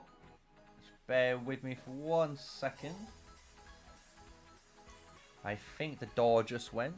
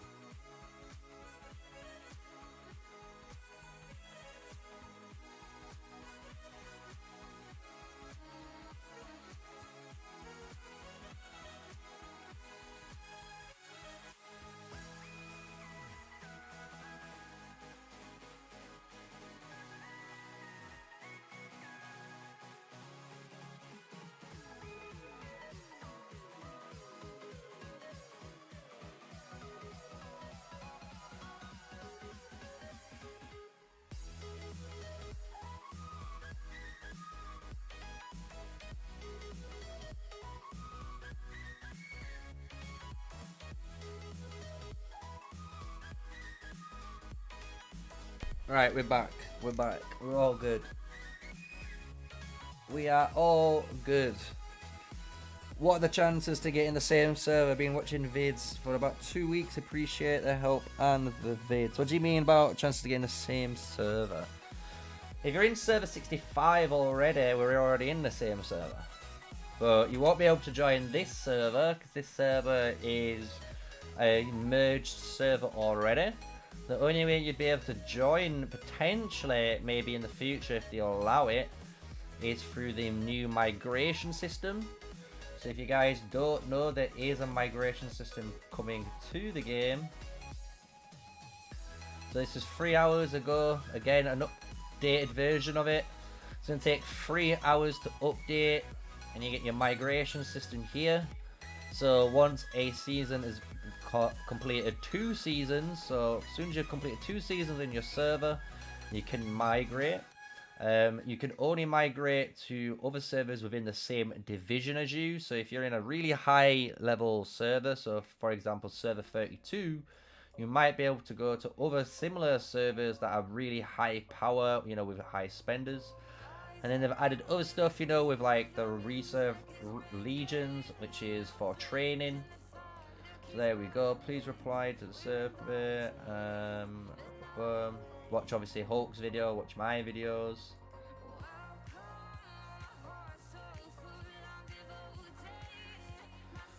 So we've got the flame dragon here, right? So we've still got 40 minutes-ish for it to start. So all we're gonna do is just get a little bit closer. We've got Kawaii as one of the tanks. We've just got other players just sitting by. So we're going to come back again soon. Don't worry. We've got plenty of time for that.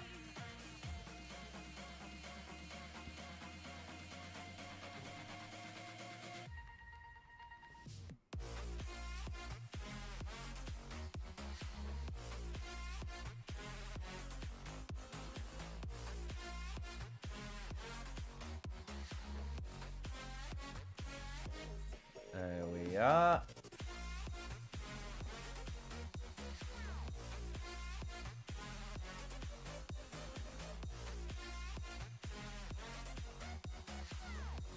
So we've got my marches on the way.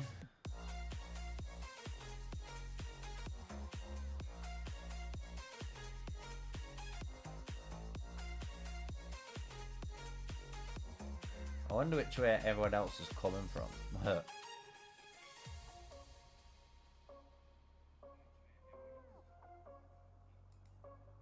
Yeah, so people are on the way. We've got plenty of time.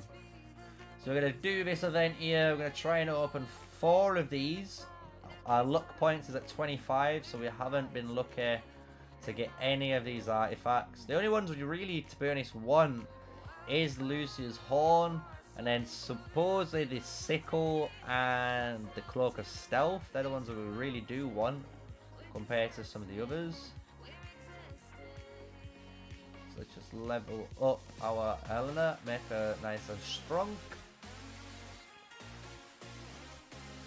Go back while we wait.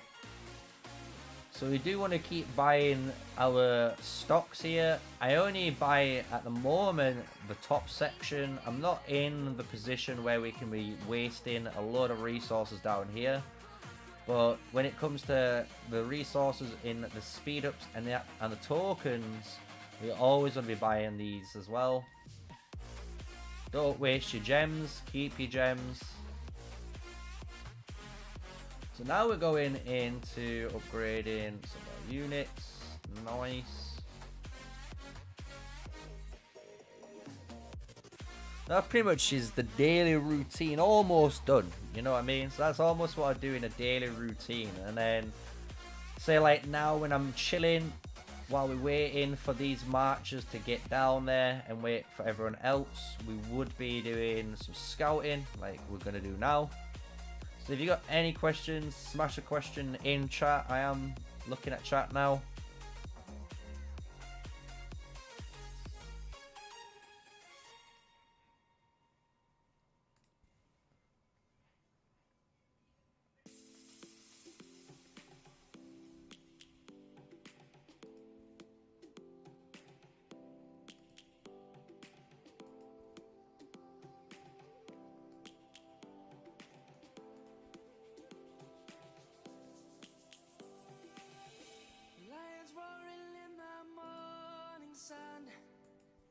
Searching for a longer day. People feeling like the light has just come. We must never stop the way.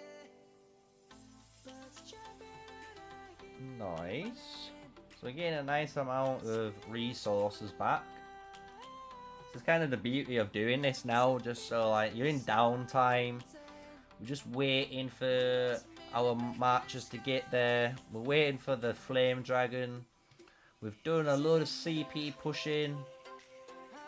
You know, we've done our grind for our artifact, and we're gonna get a bit more dust, don't you worry. So we only need less than 20,000, so hopefully we get 20,000 from the superior chests, and then we'll be at artifacts level 35, which is nice. Open our daily chest. Some nice rewards right there.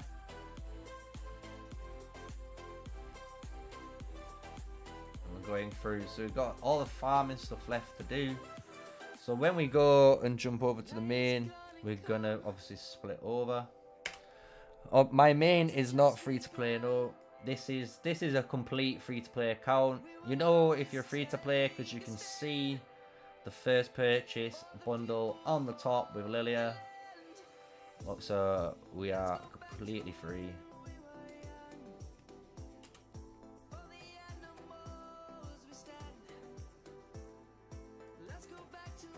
So we've got some people slowly turning up. We've got Lion on the way. Lion will do a load of damage as well. I've got Pulse on the way too. So we've got a bunch of people coming. No rush. No worries. Let's go back. Let's not do the supplies. The supplies are boring. Let's do the camps. So we want to get some wild deer tokens. Let's see if we can level up some heroes, right? From just doing some camps. 7-minute speed ups. Don't tell me that's all of them done already again. I might have completed all of Zone 1 camps already.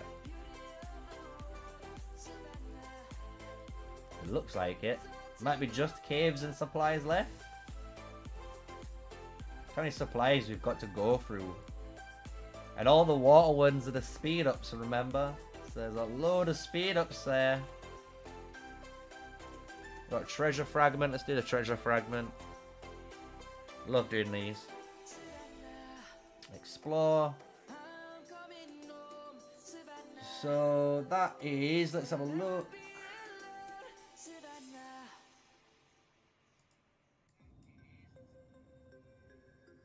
Like here.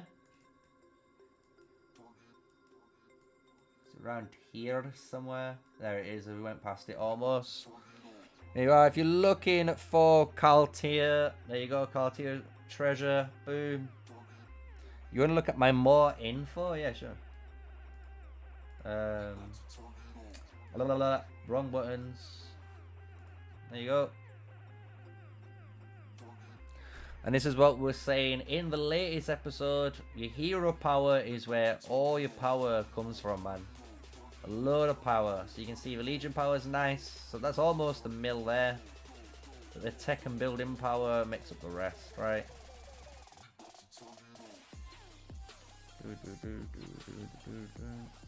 Units killed. Nice. Nice amount of units killed. That's from the little bit of fighting that we've had.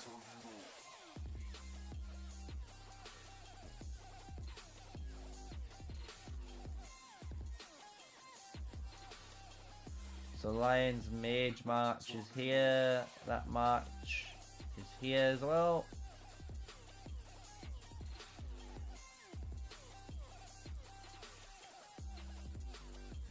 When we switch over to my other account, if you want me to show them more info on that one, I can do that as well. It's up to you. Boom.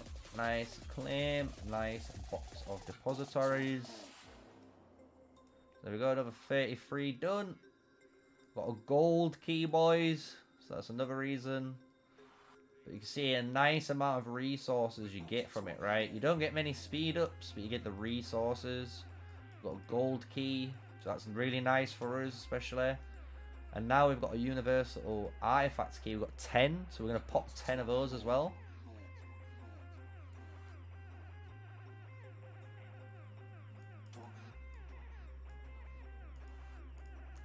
You guys ready?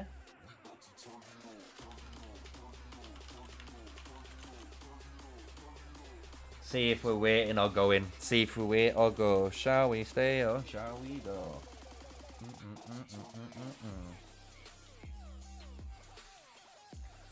But we're gaining closer to this here. So we're going to gain, not this, this universal one here, right? So we're going to get this today as well. But we need to farm. So we can't do that right now. Waiting on Lions last March. There we go.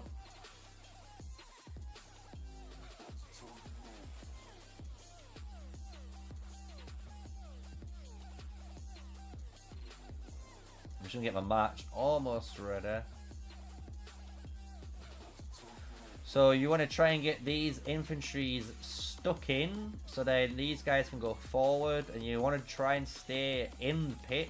Because if you do go to, if you fight on this ramp here, guys, there's a high chance sometimes that you lose the aggro, or these guys move out too far, and because they move out too far, then basically it resets, and you don't want it to reset. So I am going to aim to get Canara on this account, yes, once we hit VIP 8 first, though. I'm going to try and hit VIP first and then go for it.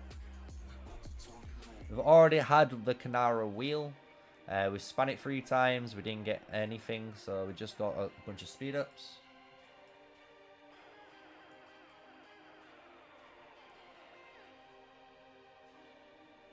Got any more coming?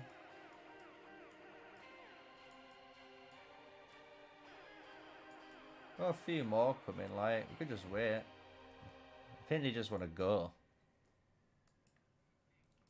Got a few more.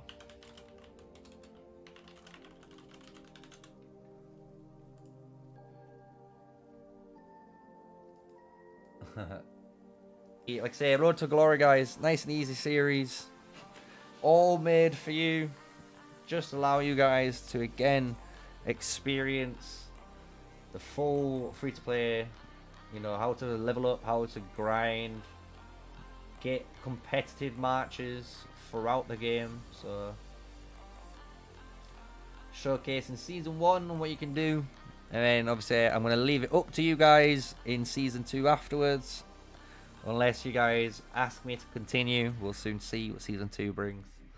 We'll take it a season at a time with the Road to Glory series.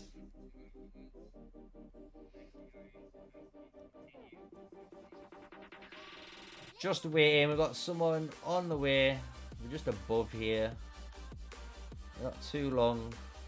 And then we're going to start, kill these, send them home, swap accounts. Nice and easy. Nice amount of gold we got there from all our Puppet of Spoils. Donating to the tech like always.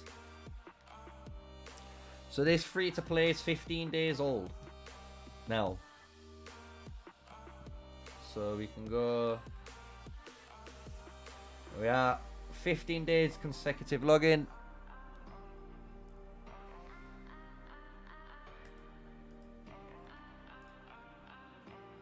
While we wait, shall we just do it, guys? Shall we just pop them? 10 keys. Let's do it. Oh, we got legendary. Oh, we got legendary. Oh, what is it going to be? In chat, what do you reckon it's going to be? I'm going to wait. I'm going to wait.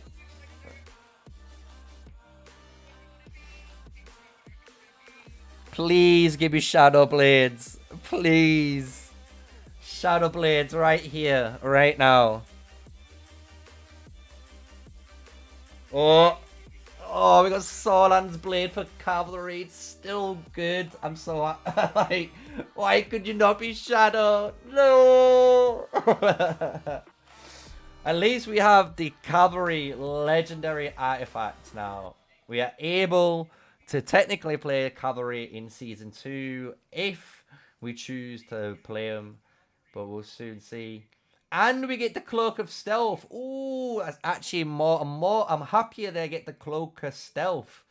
The fact that we get this as a free-to-play player allows us to actually go and kill with like merit farm, by farm killing really easily by going invisible.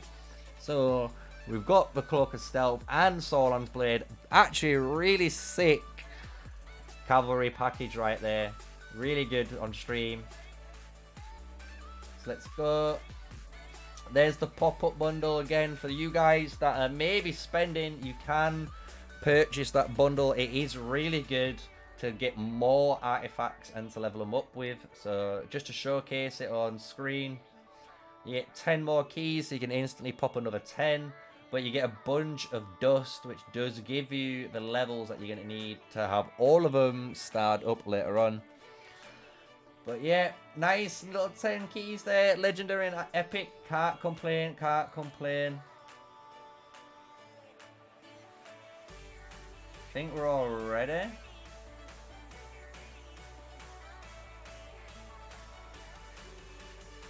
All ready. We're all good.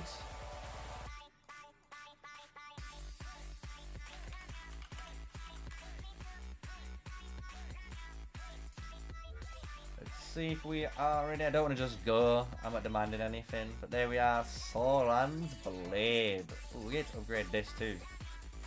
Bit of power, a little bit extra power. Oh, dice a second match coming, that's fine. So Alistair, I have obviously with this, but if you wanted to gain more power, would it give me? No, it wouldn't. So right now my blue level 10, because it's got max skill 5, is giving more power. So, oh, there we go, we're going in, we're going in. Pay attention, sneaky. So let's taunt that. Let's break down these AoE range targets. That's what we want to do first. So that's those guys down. Now kill this guy next. We can move now to the back line. There's a lizard still there. That green lizard we need to kill. Kill the green lizard, and then the lizard would stop shooting that green acid on everyone. Absolute melting through here. Not even a struggle. Beautiful teamwork right there by the NXN team. If you're there on stream, thank you for coming and helping. So let's see if we can continue this artifact look. So we've got some fireworks. It's okay. It's okay. We've got 4 more keys. 4 more tries. Let's go again. Okay, Stormleaf. That's fine. That's fine. And another Stormleaf. Last one. Is it going to be another green or is it going to be a blue? I want a blue really badly. It's another green. We have all the greens we need though. The thing is we need the green ones, guys, to actually level up these, right? So for example, our Harlequin mask, we know we will use this throughout the game. So we can start level up this because we know we're going to be using this. Especially if you're an infantry player, you're going to have this on your usage list all the time. So this is where we need those green replicas, and then we can actually level up the things we care about. So let's go to our bomb flinger. And there we are, level 35. Nice bit of push progress today. I might level up Sauron's Blade, so then my cav units may use it, but I'm not gonna worry about it for now. Maybe in the future, right? Maybe in the future when we get some cavalry units, because Alistair is 5000. We can level him up, so let's do that on stream. Let's get him to 2-star. Pop one of these big boys in. And there we are, 2-star upgrade, beautiful. Come out. And we are 0 out of 20, so we know we're all good. So keep pushing forward though. We can obviously level up Alistair if we want. But this is going to be our target next now. So we're going to hopefully get our Guan win all the way to 43. So we've done all the important stuff at the moment. Let's jump over to the Flame Dragon. The Flame Dragon's going to give us hopefully some amazing bit of footage here for everyone to watch and participate in. There we are.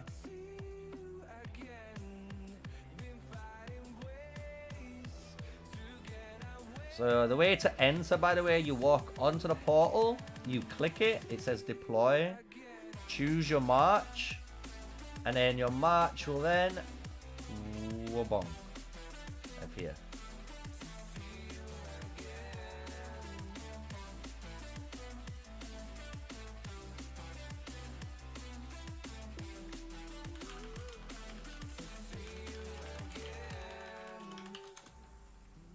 So here we are. Let's look at the unit count. And like I said, I am definitely going to be one of the lowest unit count boys. We haven't been playing too much on this in the last couple of days. We've not been able to do these solo forts to level up our heroes because we've been too busy on that road to glory grind. So you can see a load of players though here in the 240k region, which is normally where we would be expected to be around now. And yeah, 250k or higher if you've got certain troop cap bonuses, or if you bring in someone like, for example, Kanara with the PvP tree will give you more Legion troops. So that is everything there. So we've got the dragon. If you're wondering what the dragon does, he has a lot of abilities. This is the phase what everyone needs to take care of. So the flame dragon will fly up into the sky, and when he does, you can't target him, and there's going to be some bits that you're going to have to DPS down, which you're going to see us do. While he's flying in the air, he's going to shoot some fireballs at you, so pay attention to the fireballs. But the other bits you can see here are all different abilities that the tanks have to be wary of when it comes to the raid, right? So here we are getting ready. We've got 40 players inside at the moment. I don't know what the second whale will be in the New Kingdom. I would assume it to be in Madeline, but we'll find out in the future.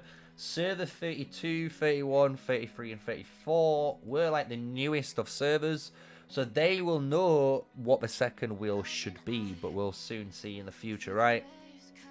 But we've had Kanara first, hopefully it goes Madeline second, then maybe like Bakshi third, who knows. We got all these solo forts, guys. You guys were talking about solo forts, here they all are soloing. 250,000 troops, level 6 forts. See if there's one in action. There you go, there's one in action right here. This is a level 5 fort. It's using Nika and Bakshi here as their march. Full cavalry, you can see. So she's using the peacekeeping talent tree with Nika to allow that march to work.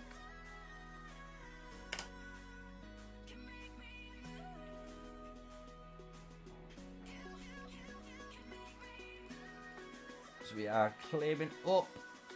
If we're looking on here, my more info, there you are.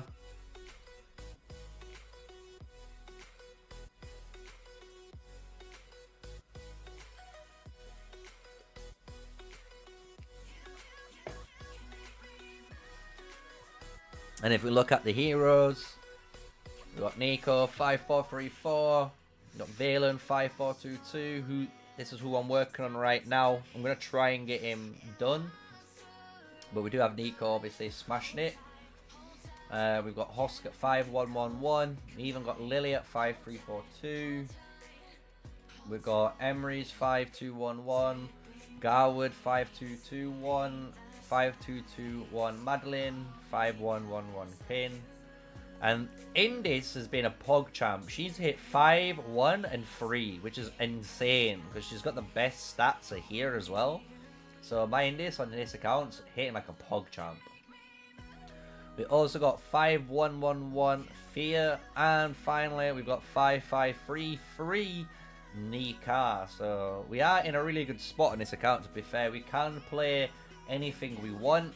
We've almost completed all of the epics. We just got 2 skills on Alistair, and these little, was it 2, 3, 5 skills left on Pan, but everyone else is 555 when it comes to the epics. So we have everything ready and unlocked.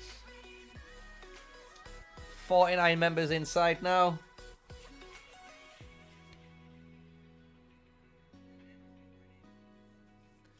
It'd be more crazy if this account, even though it's Spring Wardens, I've aimed to be an Archer free-to-play player. If I've got Solon's Blade now, and with the Cloak of Stealth, if I'm able to, when the backsheet update comes, and my 10 chest keys comes around again, I open up 10 gold keys, and I get backsheet straight away. I wonder if that's going to happen. Because then that's going to be like, bro, why are we not playing Cavalry, guys? Cavalry would be rough. But we do have Bakshi on here still, 5111. Got everyone. And the thing is, as long as a hero is past 43 or level 43, you're going to be able to hit all the way to the end talents. So you can experiment with them. That's why it's beautiful every reset, because you can test each keystone, and if you feel like maybe one season you did better with, you know, PvP, it might have been down to the talents you ran, right? So the whole point, learn and adapt, guys. Learn and adapt. This is not Rise of Kingdoms. This is not something that's solved. The game probably won't be solved for a long time. So we've got Flame Dragon soon, 15 minutes to go. So since we've got 15, let me just quickly showcase what we're rocking. So my Shadow Blades is level 4. So what that means is being 6 stars now. We have a 4% extra damage dealt bonus and a 4% damage taken reduction on our artifacts. We have the maximum amount of attack available from the stars as well, which is amazing, 22%. So all that was needed on this now is to technically pump it up, as you can see with Dust, to get it maxed out on the marksman unit attack to do as much damage as possible.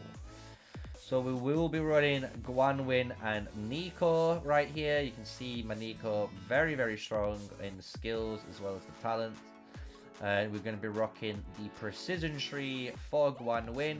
So that is why Guanwin right now is the primary right here. We've got 30 people to come, and then the raid is going to start. So let's jump quickly back and set our last marches out to farm, because that's the only thing we've got to do right now.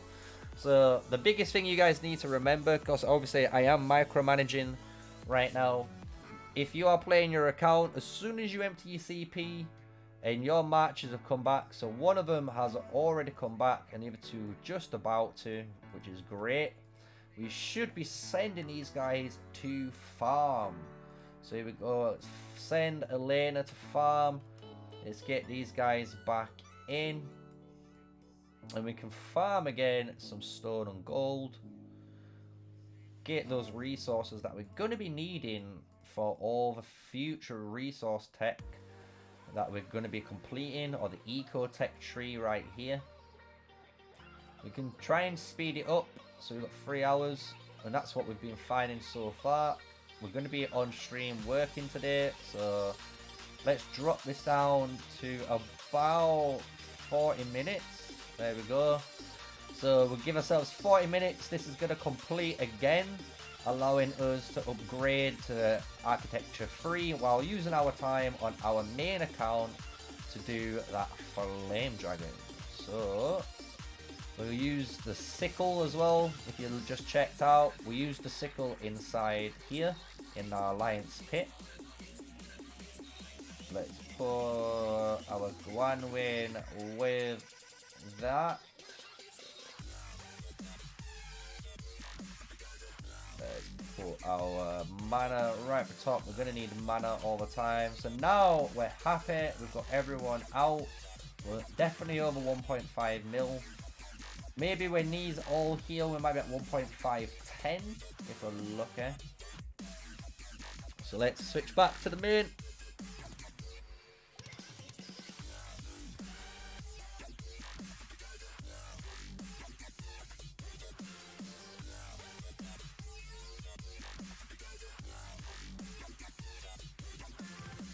Alright, here we go. Boom, boom, boom, boom. 56 members inside.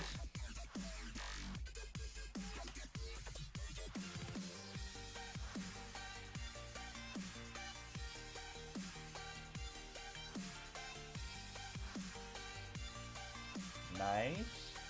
So we need merits to obviously get all of this, but this is showcasing, guys, how much you can buy in the merit store. You can hit that gem button right there and refresh this as well to get even more. And that's your weekly supply. This is your daily supply that you can reset every day too. So there's a load of stuff right here. Our alliance 5 billion. Absolute powerhouses right here.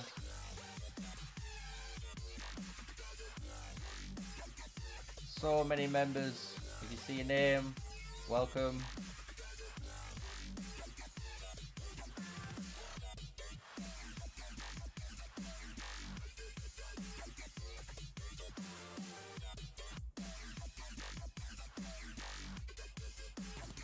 Rank 3, baby. Rank 3, baby. 10 minutes. They want 10 tanks.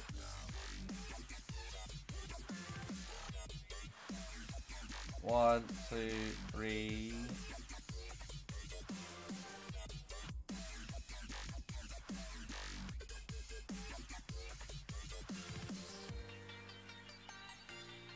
So all the solo rallies are all going again. This is at a level 6 one, so you can see here is a 250k level 6 fort going to be killed now by a Lilia Vale and March. So this is just going to show you what you can be doing in the later game.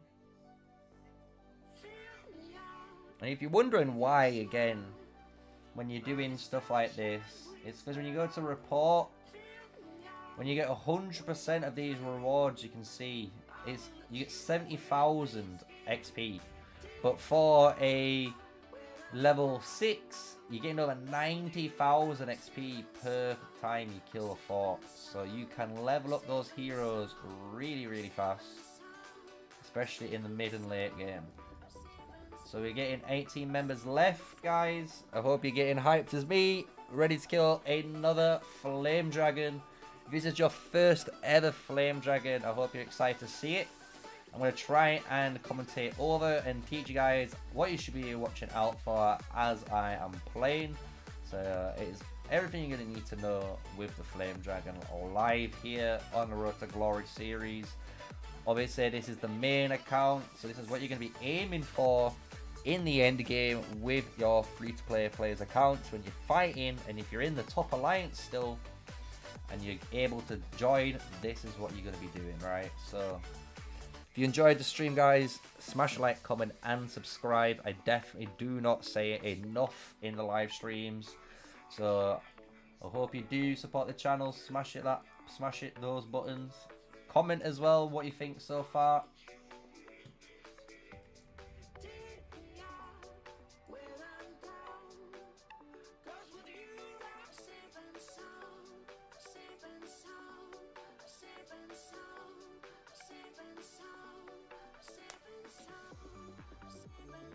We got any questions in chat while we wait?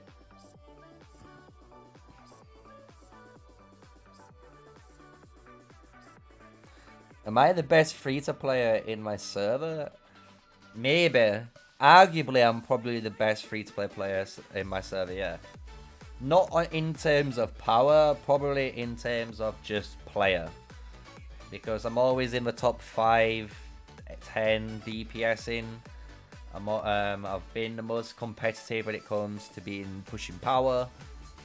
So maybe I am the best free-to-play player in server 65. Who knows? Who knows?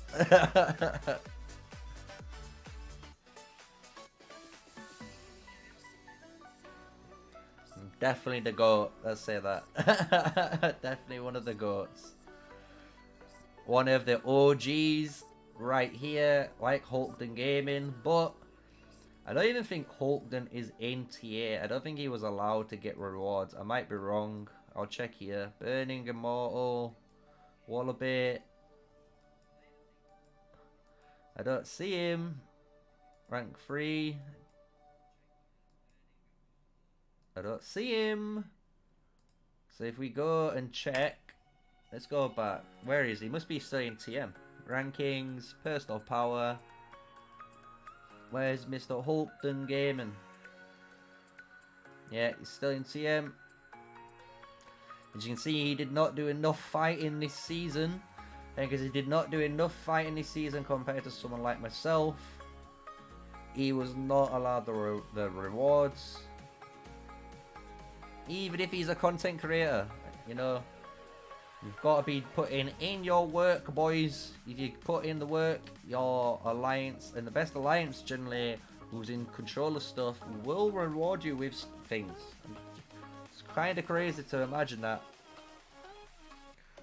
We've got just some loot to gain. Again, still need to push through to 80 on that if I really need to, but I'm not in too much of a rush. We've got over 2.8 million worth of, you know, your prestige.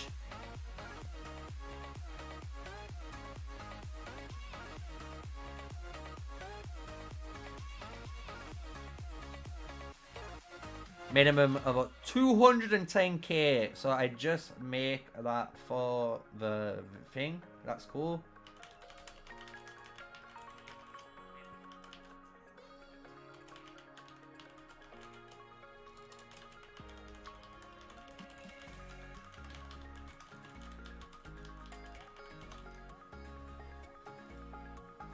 Almost there. 13 members, 5 minutes.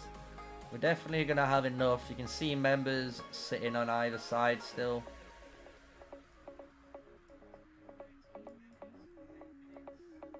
I hope you guys are excited to see it. I know it's been a long wait. It's been a very long wait for the stream. For those guys who've been following from the start on the Road to Glory live stream with the Flame Dragon showcase, a little bit of endgame for you guys. And again, I say tomorrow we do have the Elite Raid version of this. Hopefully, again, we're going to be doing the Necro Giant Elite Raid frame at some point. So we're going to do that in the future. Don't know when, but it would be really nice to see.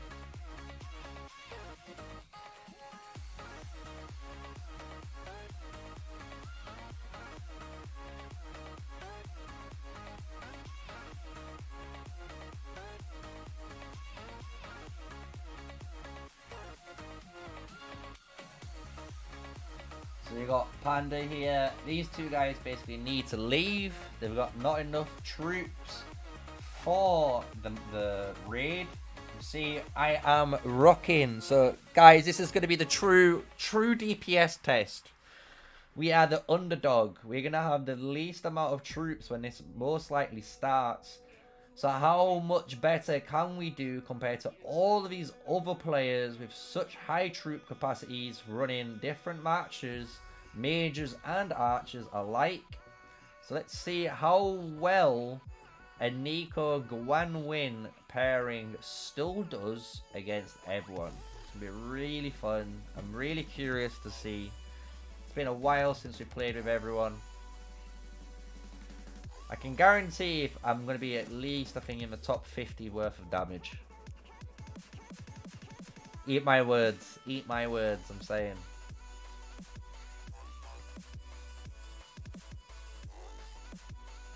Eight more slots.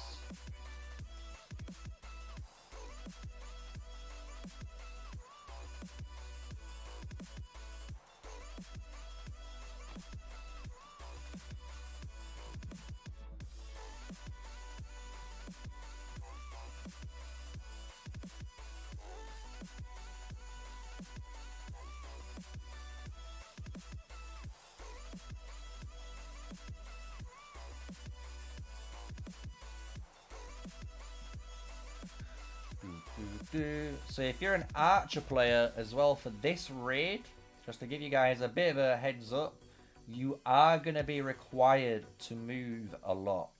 So there's a lot of movement and a little bit of repositioning when you are fighting. So you need to be wary of that. If you're a mage player, the mage is completely different. The mage actually outranges all of the dragon's abilities, so you don't really have to move or dodge. Once you basically hug the wall like here and then target the dragon and make it so you know you're hitting it from the furthest distance away, you'll dodge all the damage that the guy can deal to you. So just remember that. But when it comes to archers, we are going to be needing to do a load of dodging. 5 more people to go. Almost there.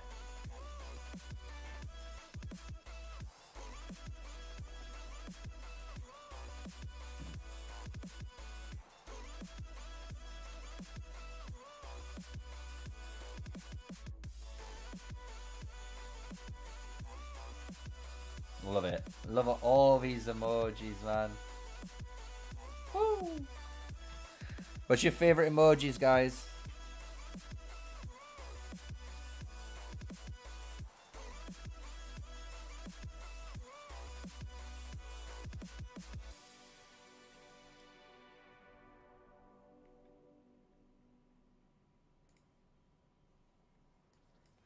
This guy is like, my phone's gonna crash. No, don't say that. You don't want your phone to crash, dude.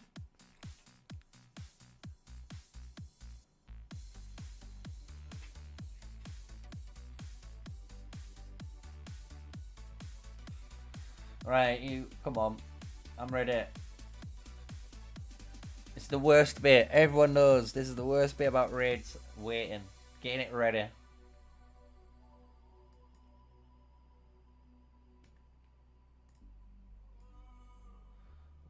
So far, we have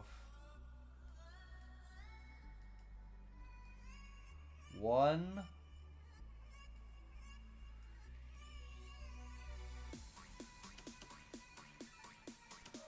3 tanks.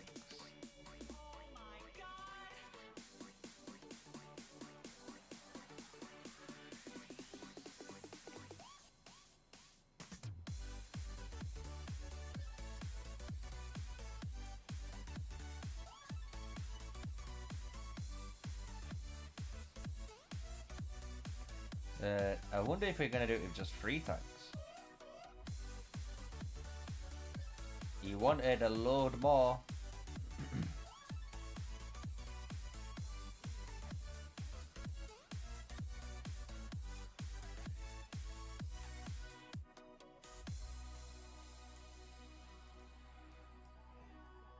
So we've got Copter.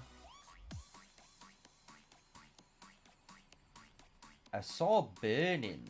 I don't know where Burning's gone. He's somewhere.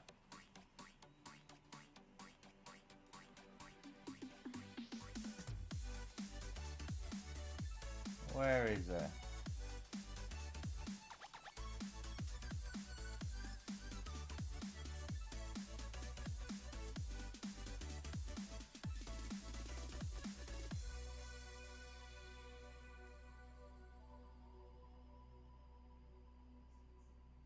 Yeah, I can't see. I can't see him. He's like morphed. Kanara's refuse emote. Yeah, it's so. I like the shush one, man.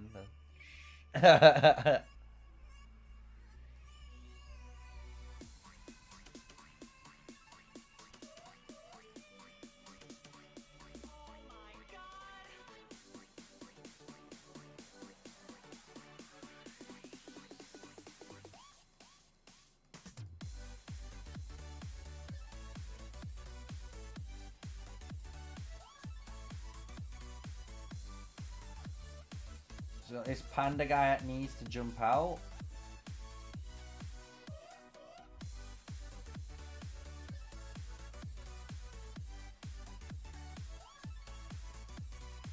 So we got 2, 4, 5 tanks at the minute.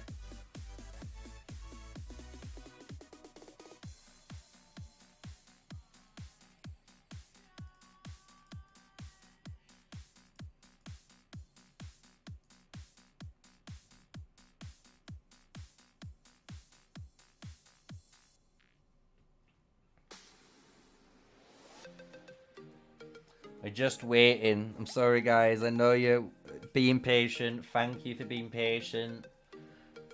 Just waiting for 2 people to leave, or I believe Kagan might kick the 2 guys out just so they can come in.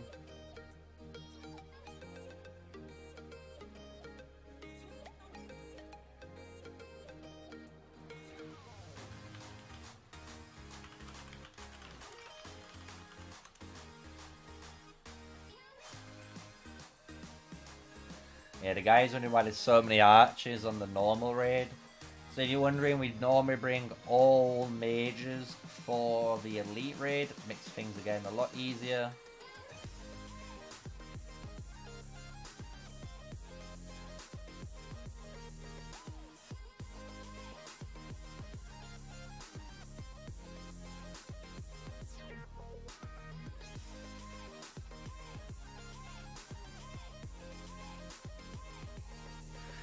Part of me wishes you can just Leroy Jenkins in. Can I give you the monthly reward pass? Do you mean the gem supply, or do you want the... What do you mean? This the growth fund thing, or these ones?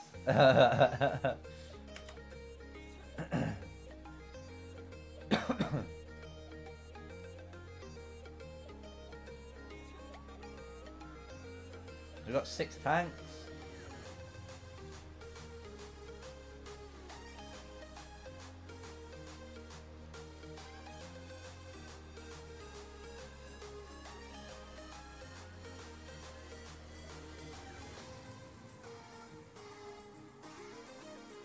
I think we're gonna start soon.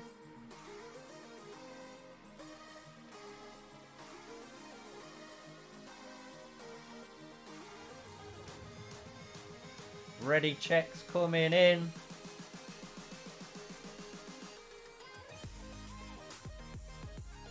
$72. Yeah, I can show you the Nico and Guan talents after. No, when we're just about to start. I have shown multiple times though, I don't know, in the live stream, so you can just go back and check.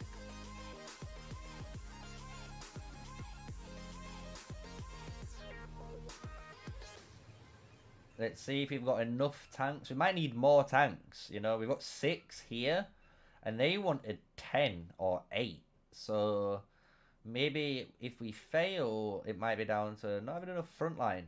But I'm confident. I'm confident we're killing it. We've killed it every other season.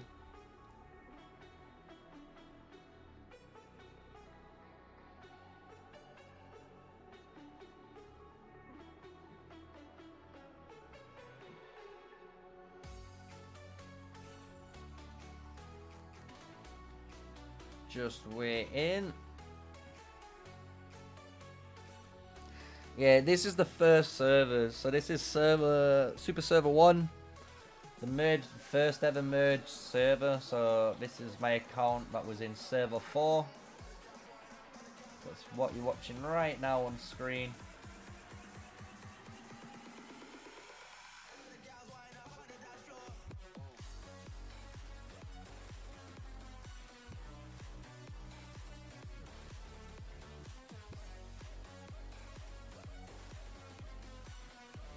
While we're waiting, so I'm running again just to show for the one guy again. Take a picture or go back. This is the Nico Guan win page for raiding. So again, raid DPS. That's what this build is named. And then for my Nico, this is what I have for my PvP Rage Engine build. All about rage generation, skill damage, and counter attack damage. So there's your 2 builds. I know they're quick, but you can quickly pause, take screenshots, do what you like. It's the beauty of YouTube streams. Yeah, we had the most whales, you gotta think, because this is where all the original whales in the game started.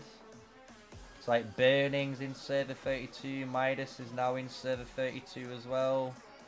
Does is in server 32. Immortals in server 32. There's probably a load more. I know Aiden, Boogie, Meower, all those guys, all server 32. So yeah, you do have a lot. 1, 2, 3, 4, 5, 6, 7 tanks.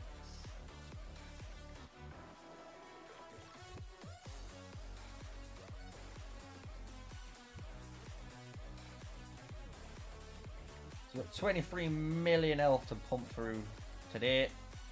Let's see if we can do it.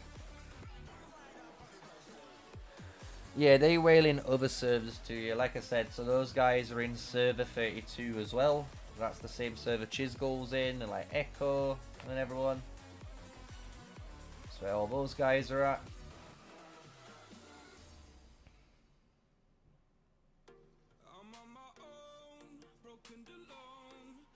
Just in time to repeat. There we are, another ready check. Trying to get everyone in ready.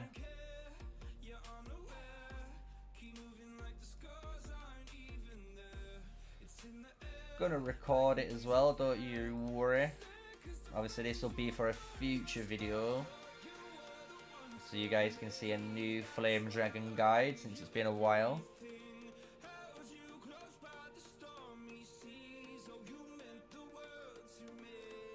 There we go, guys, we're starting it. So as soon as we walk in, the animation for the Flame Dragon begins. So here we go, Flame Dragon raid, first time. If you've never seen it, here we are. Wait for the taunt, taunt's on, now we start attacking. We've got our ranged DPS on.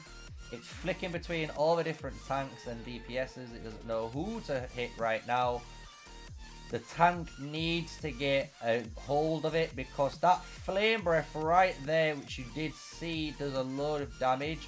So I'm repositioning myself to do a Shadow Blades proc right here, and to make sure I'm out of the AoE.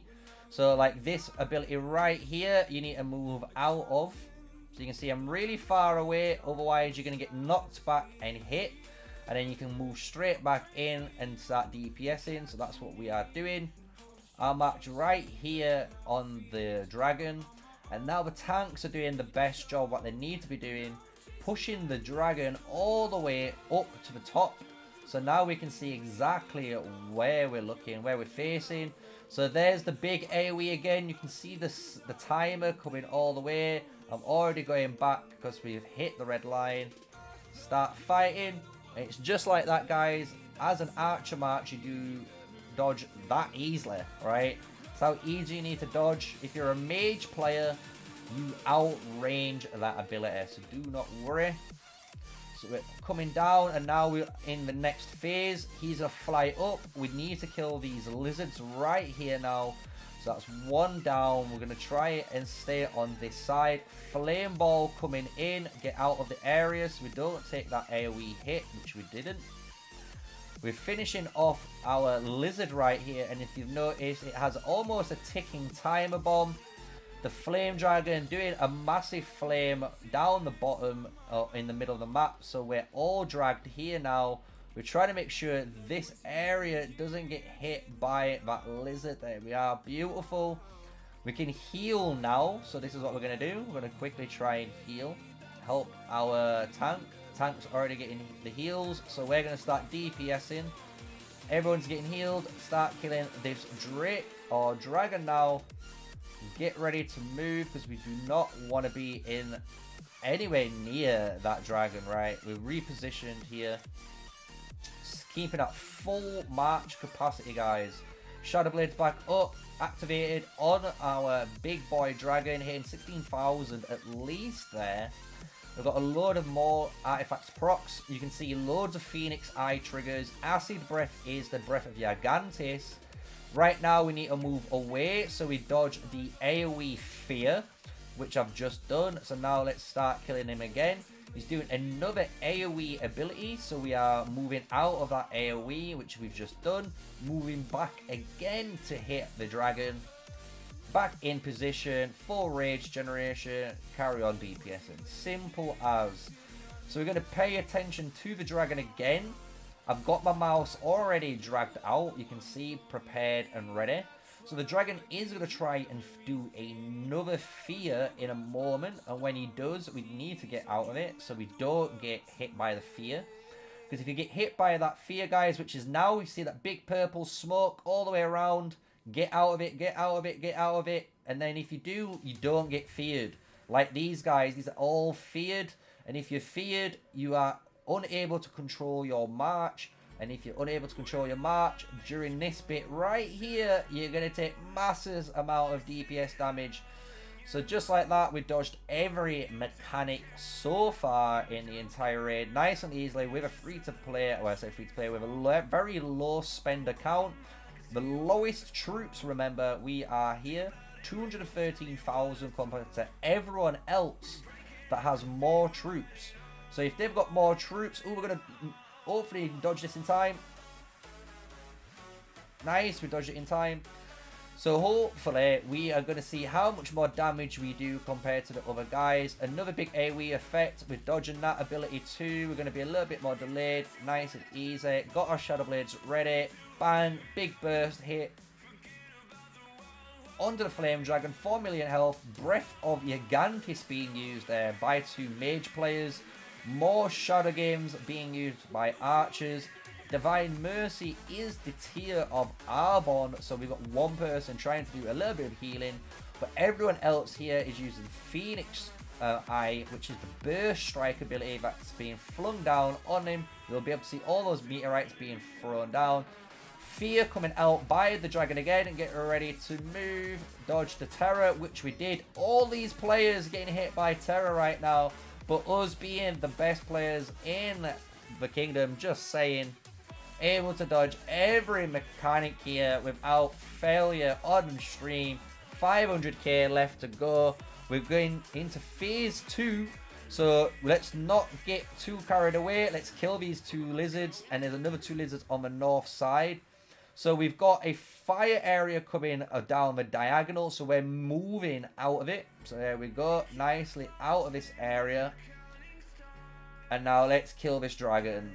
Let's kill this lizard on the bottom side. And then we're going to kill the lizard on the top side. There we go. So this has got the time bomb on it. We need to move out of it ready. There we go. We're now out of the AoE circle, so we won't get hit by that damage. So now this has got the timer on again. So let's get rid of that. Let's heal these tank boys up, because these tank boys need a heal. The other side took care of their 2, which is great to see. We're healing. We're healing. I'm going to keep healing. There we are. Move out. Finish off the last bit of DPS just like that, and the Flame Dragon, boom, completed. Easy as that, guys, easy as that. And that's how you use your Archer March in the Flame Dragon raid from start to finish, not taking a single artifact hit right there, guys. Straight on live stream. I hope you guys enjoyed that. I make it look too easy. I know that's what you get for watching a pro at the game. What can I say? Dodge every single thing. And it's that easy. It's just that easy, guys. So we got a 5-minute timer on the Purify. We're going to wait for the Purify to be done. Let's see where our DPS ranking were. So when we look at the units remaining again, guys, right down, we're nicely actually in the, in the mid group, meaning all these players here took a bunch of damage. So let's see if we're able to sneak up the rankings. In reality, you would assume being the lowest troop cap, we have the lowest amount of damage. But let's see how true that factor is. Number 1 damage win. Oh, if only I was fully expertise heroes tier 5, I'd definitely be competing in the top 5. Because my uptime in DPS, as you see, is so high, especially if you're an archer player. That's what you want to be looking for. Constant uptime, in, out fighting. Simple. So that's what we love. That's why I love doing these raids. So when you guys do go against the raid for the first time, remember it might look easy because I'm doing it. But when you guys doing it, it might be a little bit too hard. You might not be able to pay attention to all of the effects that are happening. It is obviously a lot to take in for the first try, but you gotta remember, I am a veteran. So here we are, 3 minutes to go, 80. Let's set quickly our guys to farm. And tomorrow, and just to remind you all, tomorrow is the elite raid. We'll probably watch them do the elite raid, and that's going to be really easy to do because it's going to be all mage compared to having archers. So you're going to see a full mage flame dragon raid being done. So that was us killing the flame dragon, first attempt, first try, no questions asked. I outdamaged a cracker once, got first. Why see during our raid, some people just don't pay attention to the dodge. Yep, that's it, and you're right, man. So many people, if you don't pay attention to the dodge, if you don't pay attention to the mechanics of the raid, the dragon will kill you, and it will put you down as a new victim. So, nicely done. So that's everything we did in that raid. It's going to show us a nice report in 2 minutes time. So if you enjoyed that raid, guys, smash a sub, smash the like button, support the channel. I'd love to see all the new faces coming in.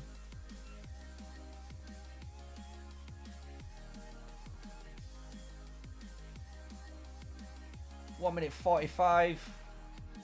So once this is done, we'll let obviously Gwanwyn leave. We'll go back to the Road to Glory area, see if there's anything we need to do, and then we'll decide if there's a Q&A for all of you guys that need any questions. I'll answer it, and then we'll see if we end the stream there for today, since tomorrow we're going to be streaming again, and hopefully every day this week I'm going to try and stream for at least 2 to 3, 4 hours every day, as well as trying to do content for you guys. So we've got to balance it out.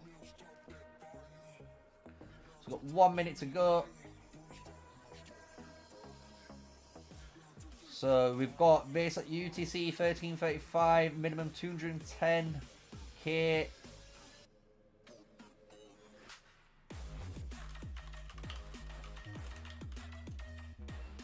So we're going to walk over. This might be the elite raid for the Necro Giant. And if it is, I'm just saying, guys, I'm probably going to be doing it, because it is the only frame we're missing. We've killed every single elite raid in the game, first time when it first came out, and we only had Necro to clear. So it's the one last one we need on the main account. So I really do want to get it if it's possible. So then I've got all of them. I've got all the Pokemon badges, if you want to call it that. I've got all of them. So we've got 10 seconds left. Let's see where these DPS rankings are.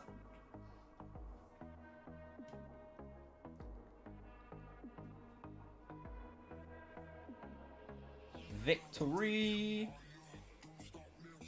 Rank 36. So I had the least amount of troops there, guys, and I did within the top 50 amount of damage. So you can see all these players now who had more troops, even a Nico Kanara right there, and we out DPS'd all of these mage players, all of them. Got Lilia, Hosk, Valen, and Lilia there. Got so many. And then Wallabit just beat me by 2 points. Mr. Wallabit, the Spanish Rise of Kingdom streamer, if you don't know who he is. He does great content in Spanish for Rise of Kingdoms. Just beat me by 2 damage. And he received obviously a bunch there. So we've got Wallabit, We've got obviously a bunch of archers that we're going to see. So let's go to the top. We've got Burning running Lilia and Hosk. We've got Lilia and a Valen at the top 2 spots. But then we have 1, 2, 3 archers occupying the next 3 spots. And we've got more mages and then more archers here. And the reason we've got such a really good performance from those mage units, again, just to remind you all, mages outrange all of those mechanics. So every time you saw me dodge, you wouldn't need to dodge if you're a mage. So it's a lot more easier, a lot more brain dead.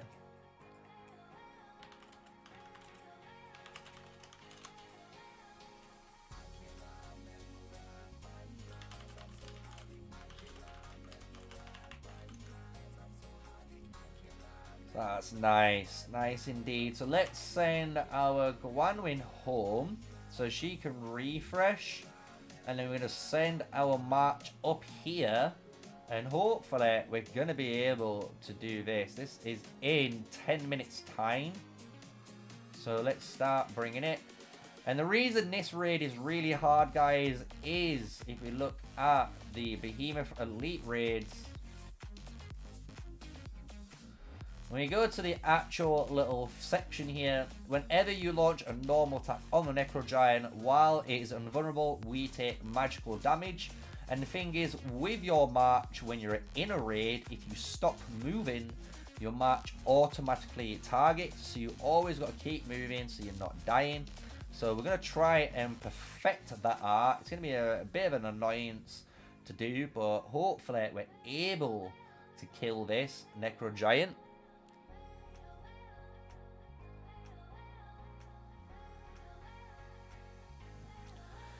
So let's check chat out.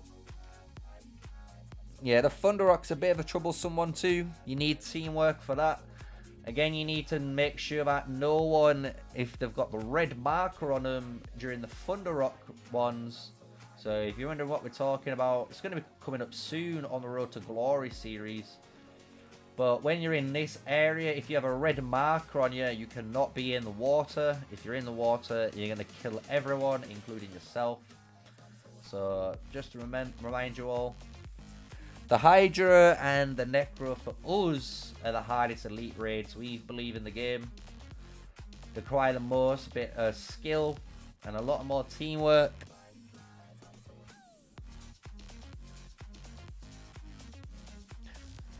Thanks for the comments, Alex. Nice to see you in the future, as well as in the videos. Like I say, we do daily Call of Dragons content every day.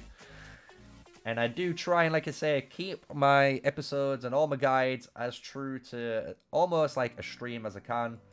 So you guys aren't missing out. You know, even if I've jumped up 200k power, a load of the time, the video in between, you'll notice is that's the episode I've been doing it on.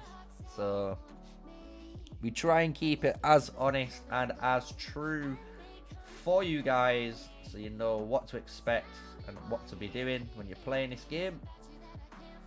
Do you want me to try Nico? And no, I'm not. I'm gonna go Gwan again. I'm just gonna stick to the correct one, because I would showcase how much less damage we would be doing, but let's just do Gwan.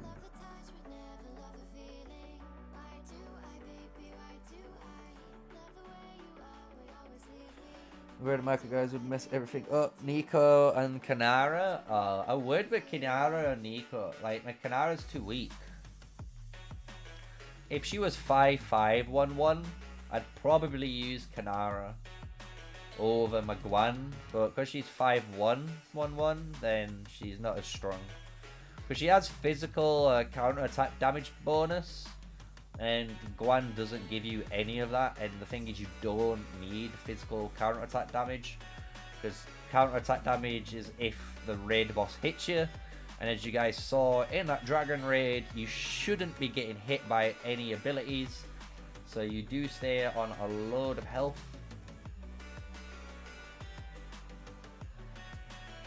This will be the T5 area. T4 going to stay at the bottom.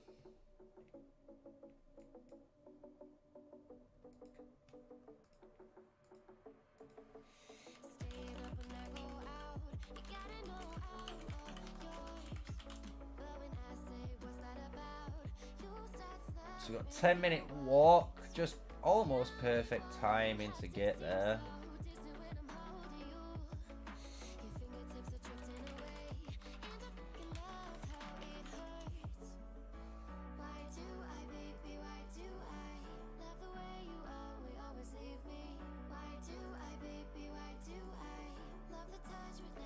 Oh, we got a taxi. Let's get the taxi. Instead of taking us 10 minutes, it's going to take us 1 minute. She's going to teleport us. Right, I'm going to quickly go downstairs. I'm going to grab a drink, keep refreshed, ready for the Elite Necro raid.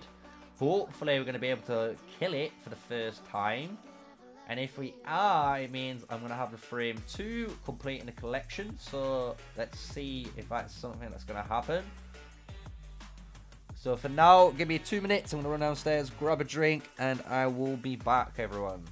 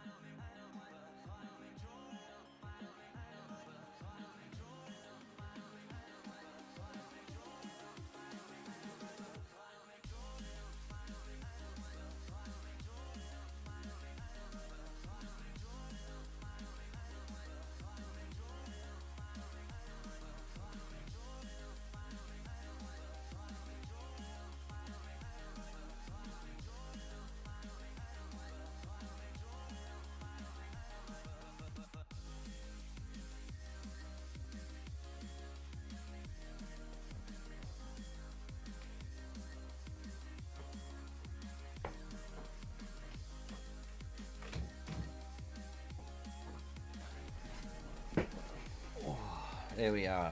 We're back. We're all good.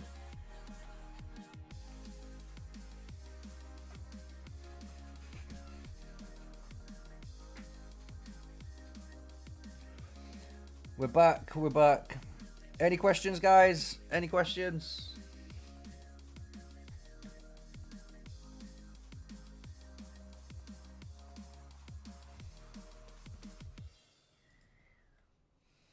Oh, we're teleporting.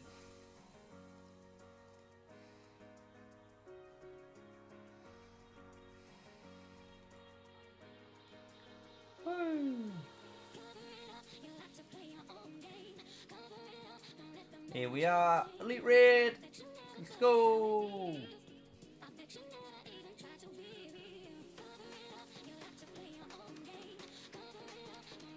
Best mage PvE artifact. So you've got a few. I say a few. So this purple book does 2800 maxed out.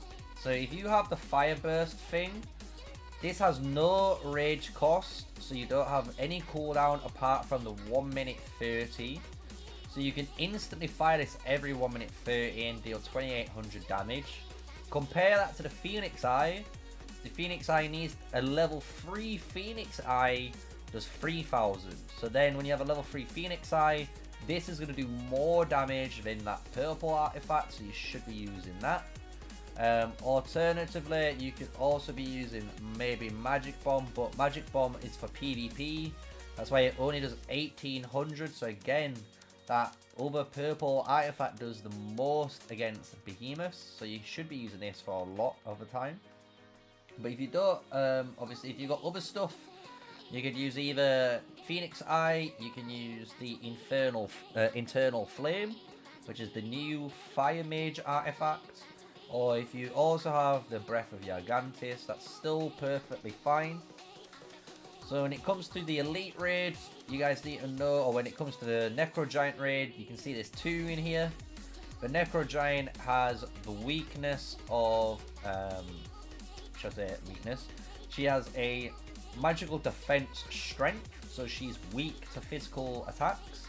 But the Giant has a physical strength, so he's weak to magic attacks. So if you're a magic user, you kill the Giant, and if you're a physical user like an archer, you kill the Necro Giant. So you're going to see all of us always hitting the Necro Giant in this raid, just to give you guys any information on it. Yeah, so the Elena event gives you more speed ups than the Divine Depository event, like I said earlier.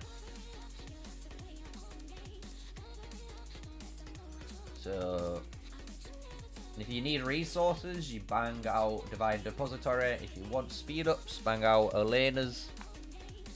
And at least with Elena's as well, you get those summoning heads, so you can summon Elena and get her expertise.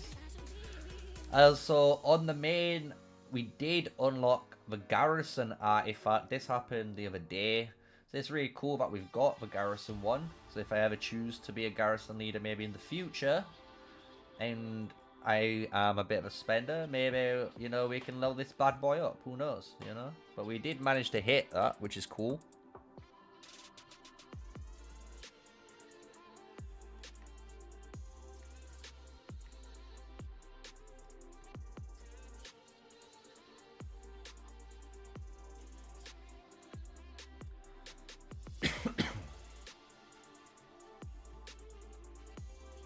So we're going to go through this. So in this raid, what you're going to see me be doing, so you can't hit these Necro Giants when he's invincible. So you're going to see me doing a lot of this, moving side to side. Because if you move side to side, at least then you're not stood still and you won't hit this Necro Giant.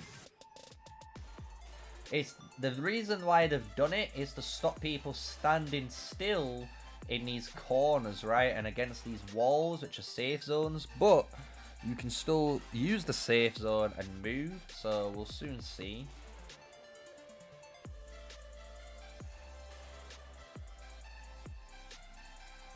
So we've got the markers on display already. Be really cool if we get it here as well today. Be a really productive day. Necro Giant kill, Flame Dragon kill, and then tomorrow the Elite Flame Dragon kill. I won't participate in that. I'll record it and I'll live stream it for you guys, but I won't join because I already have the avatar, the emblem. So I'd rather give my place to someone else in the Alliance who deserves to have it, right? So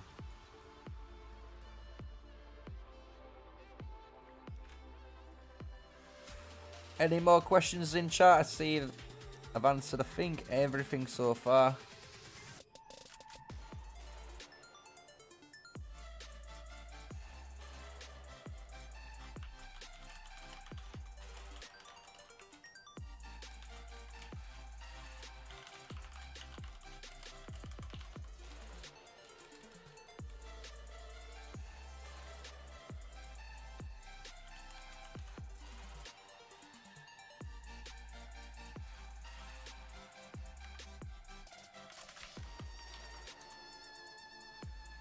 There we are.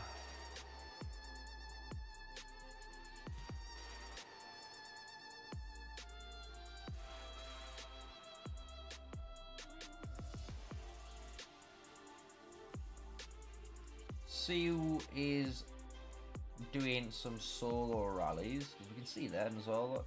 Like I said, these are non-stop. If you're in an active, a really good alliance, you want to be doing that. So you can see we're on gift level 47 on that blessings chest. So if you want high, insanely high levels, start solo rallying, peeps.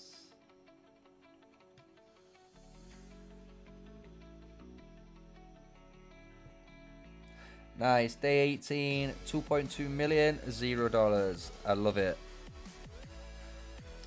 I wish I had just better hero odds. So on the Road to Glory account, we've had a little bit unlucky on the heroes, but it is what it is.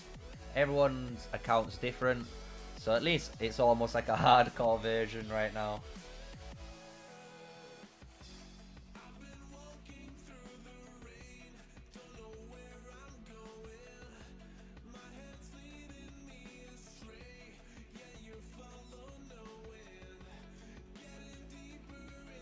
Four tanks will constantly use Harlequins on this Necro to keep it in place.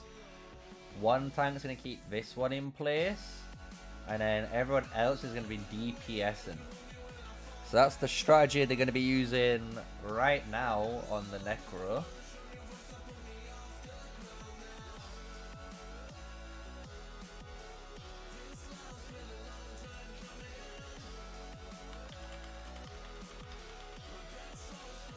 Let him know.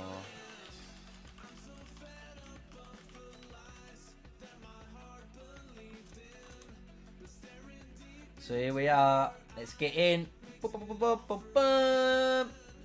There we are.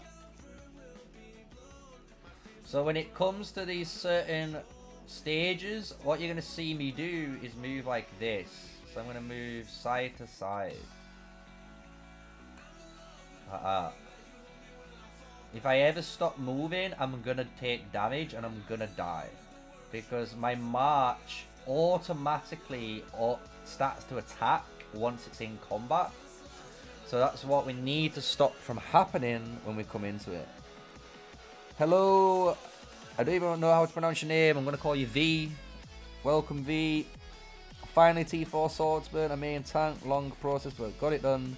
I wonder when Madeline comes out. Yeah, man. Being a tank, especially a main line tank, is so needed for these alliances, especially these big alliances like mine in here, because without the tanks you're not going to be able to get those first frames and the first kills and stuff like that. So honestly, those tank players who are hitting the tank roll, you guys are the true champs.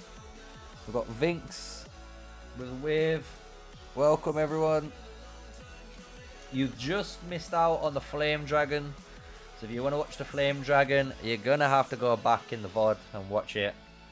But right now, we are trying to kill the Elite Necro. So we've got all of them. We've got every frame if we finish this one today.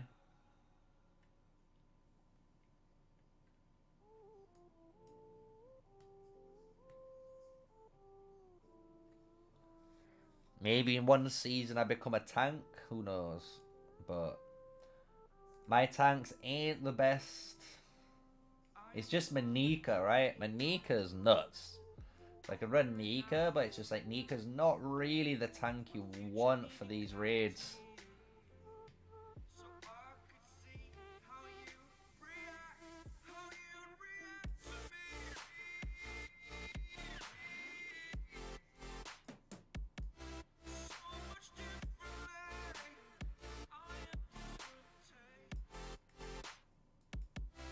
I like no one's in the T5 area. Should I just walk up to the T5 area?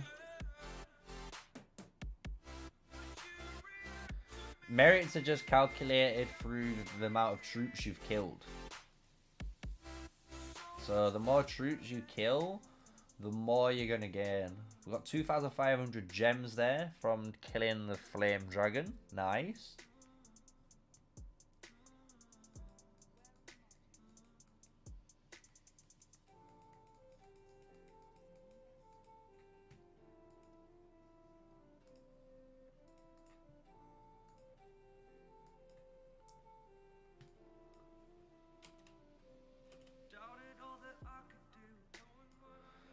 There we go. 6 more to enter.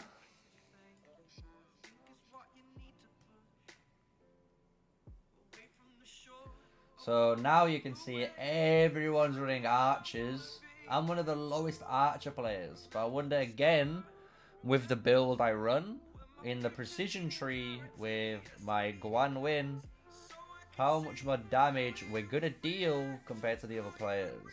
So, let's see.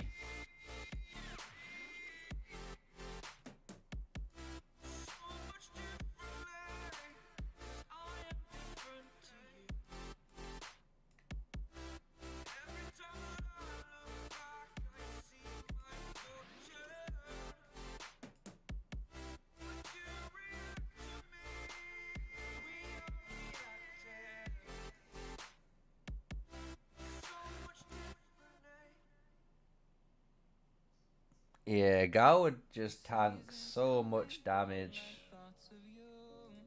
Like, 20% damage taken reduction is just nuts. And it's all damage. Having extra healing, defense bonus, and he gets that physical damage dealt. It's just like, okay. He's really good for a super tank. Makes sense as well when you need a super tank in this type of game, right? Like, imagine Richard would be perfect for this game.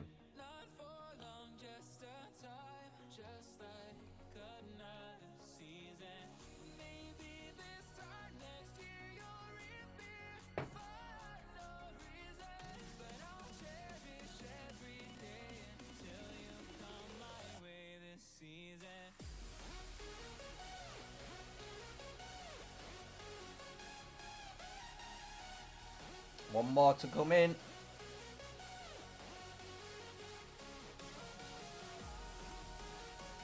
It's from the Sevilla and the dead troops. That's what merits. I'm sure calculated by.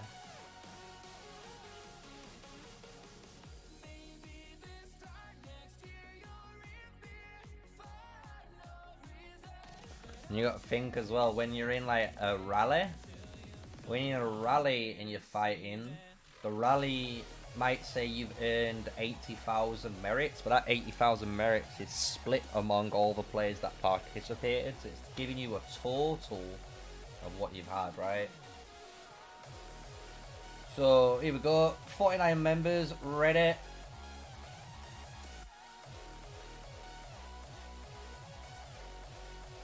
We're getting ready. I really want to Leroy Jenkins it one day, but I know they'd be pissed.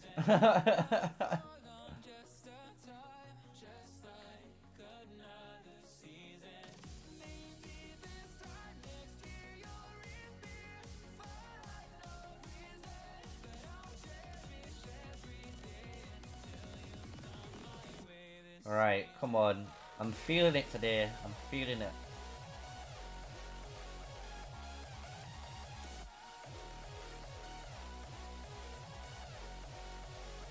We're not going to pay attention really to this one. We're going to just keep an eye on here.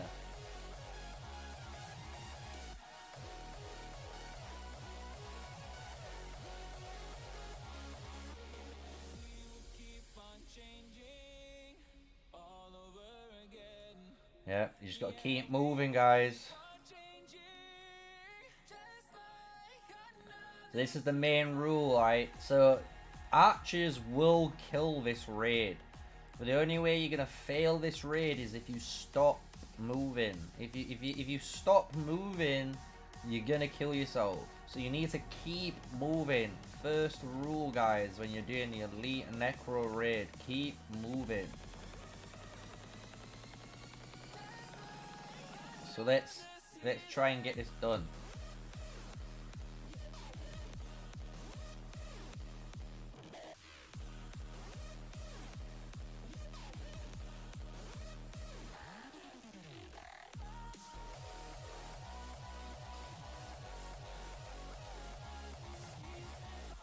Oh, let's scout.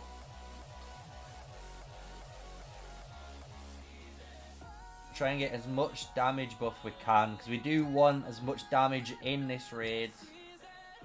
So we want to get it killed. We don't want to mess about. Right, let's get ready, guys. It's about to start. Let's hit the record as well, so we can record the attempt. Hit the join now.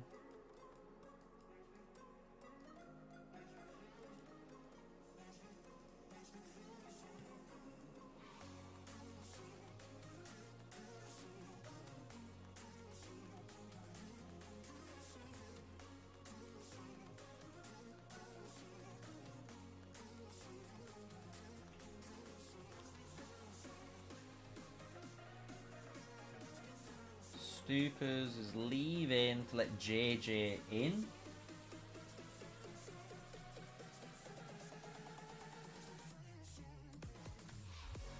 There we go.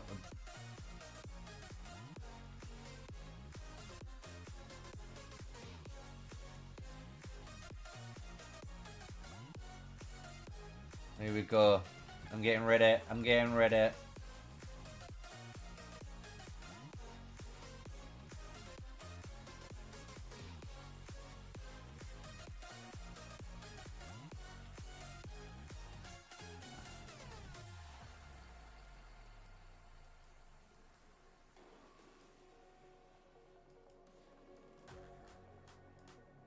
Everyone's emoting ready. They're all ready. We just want to kill it. Oh, there's the go. We've got the go in chat. Let's go. I stood just out of the way. I love it. There's too much DPS applying to it. This is not looking good. We need that. There we go. We need that tank to move it.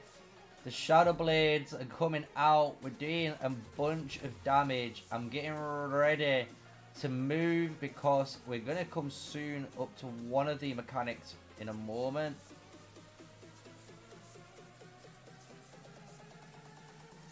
There we go. We're moving. Move. We've got to keep moving. Don't stop moving. And we've got this one right here, which is all about moving and spinning.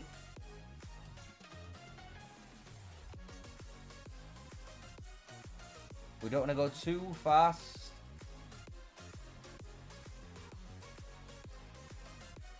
So all we're doing is keeping our march moving here. And see how we're not taking any damage because we're moving. So this is what we're going to need to do for the entirety of this elite raid right here. Now let's start raining down DPS onto the Necro Giant right here. It's taunted, locked in place. Let's start slamming it down. 20 seconds and I've got my Shadow Blades back up. There's one. We need to move a little bit away. We don't want to be in the AoE. We need to just keep an eye out ready because it's going to start a new phase in a second again, guys. As soon as it starts, there we go. Start moving, start moving. Don't stop moving.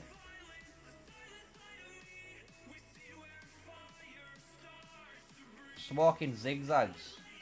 Nice and easy. As soon as you stop moving, that's when you start killing yourself. Nice and easy. Keep moving. Keep moving.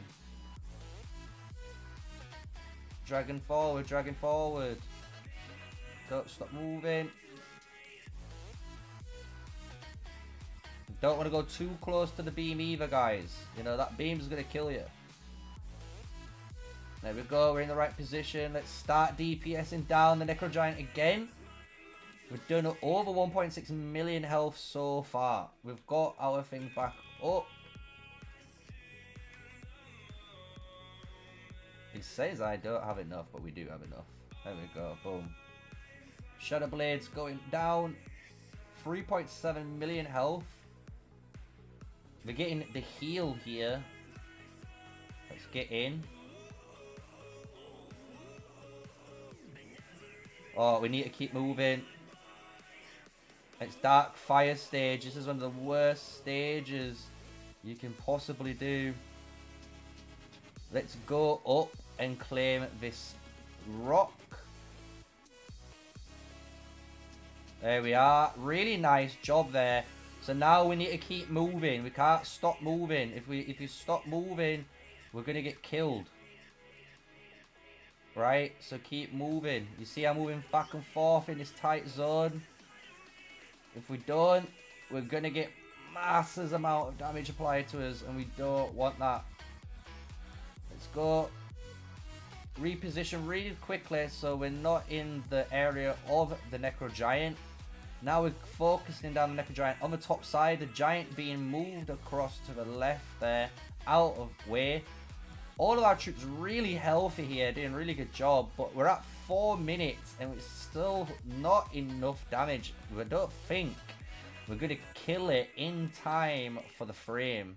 It's got another, I think, 2 minutes to go, and we've got to do a load of that. Oh, we've got to start moving. New event. Don't stop moving. So we move back this way. Now we move back this way. Keep moving this way. Move back this way. Move this way.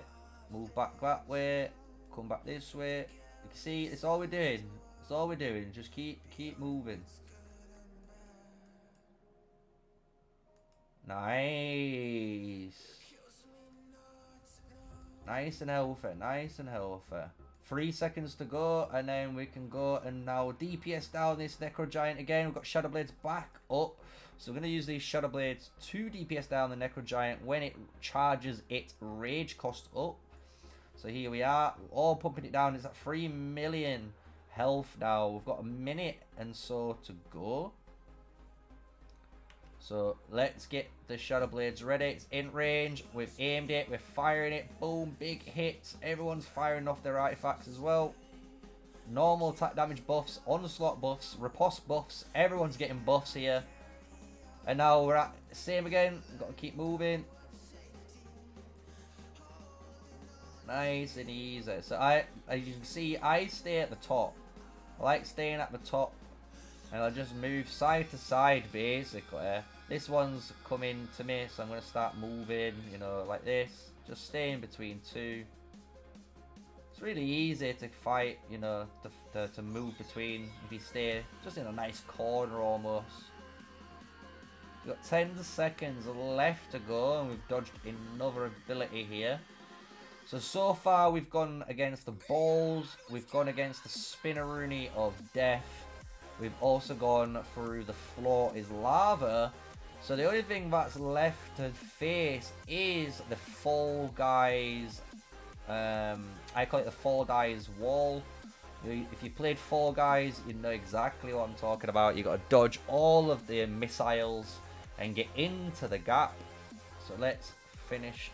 See if we can do this. So we're at 6 minutes 40 right now. Everyone's saying retry. Because it's not enough damage right now.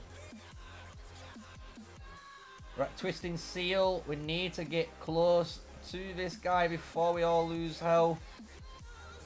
Too much health lost.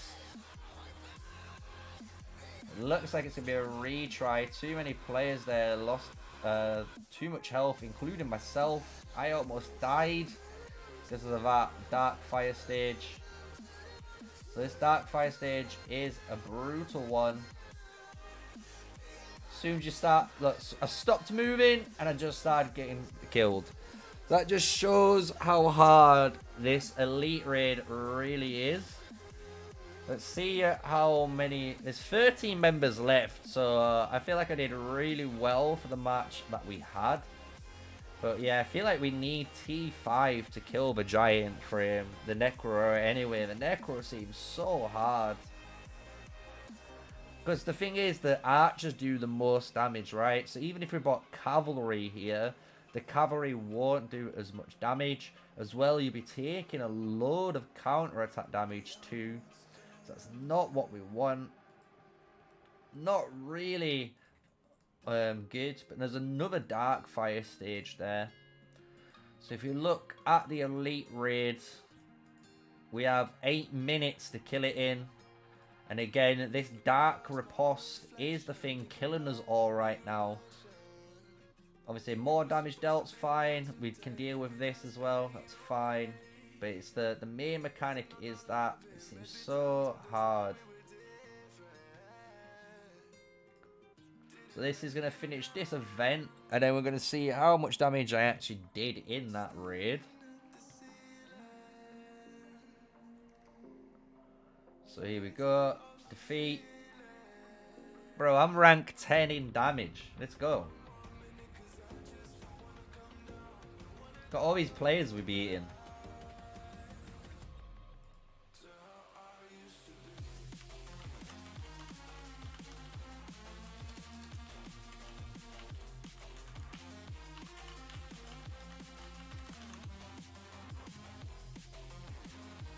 That's it, man. Just keep moving. Just keep moving and you can do it.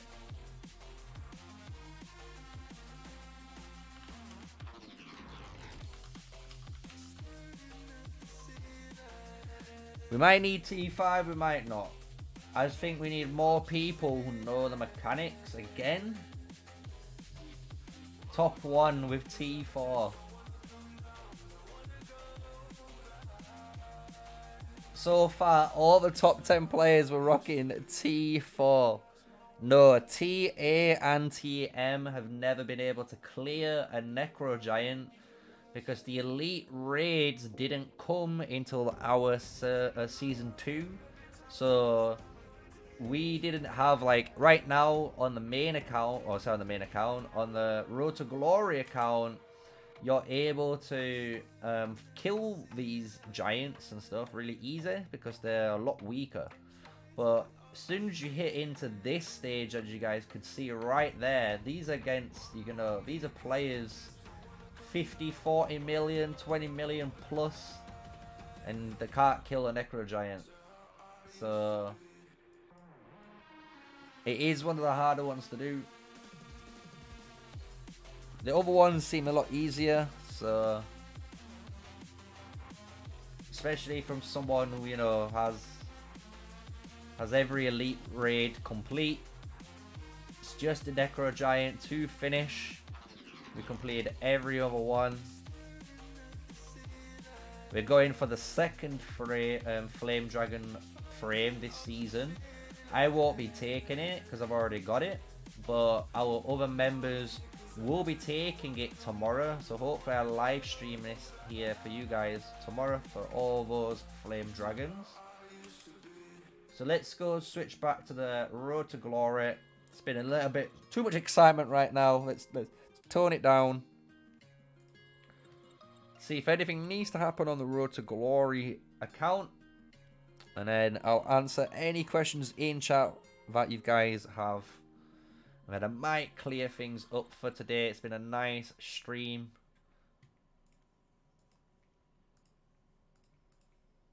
So we've gained that architecture. Nice little buff. So let's increase architecture again. Don't cost us that much in tokens. So there we go. Got architecture 3 on the cook. Claim all of our goodies right here.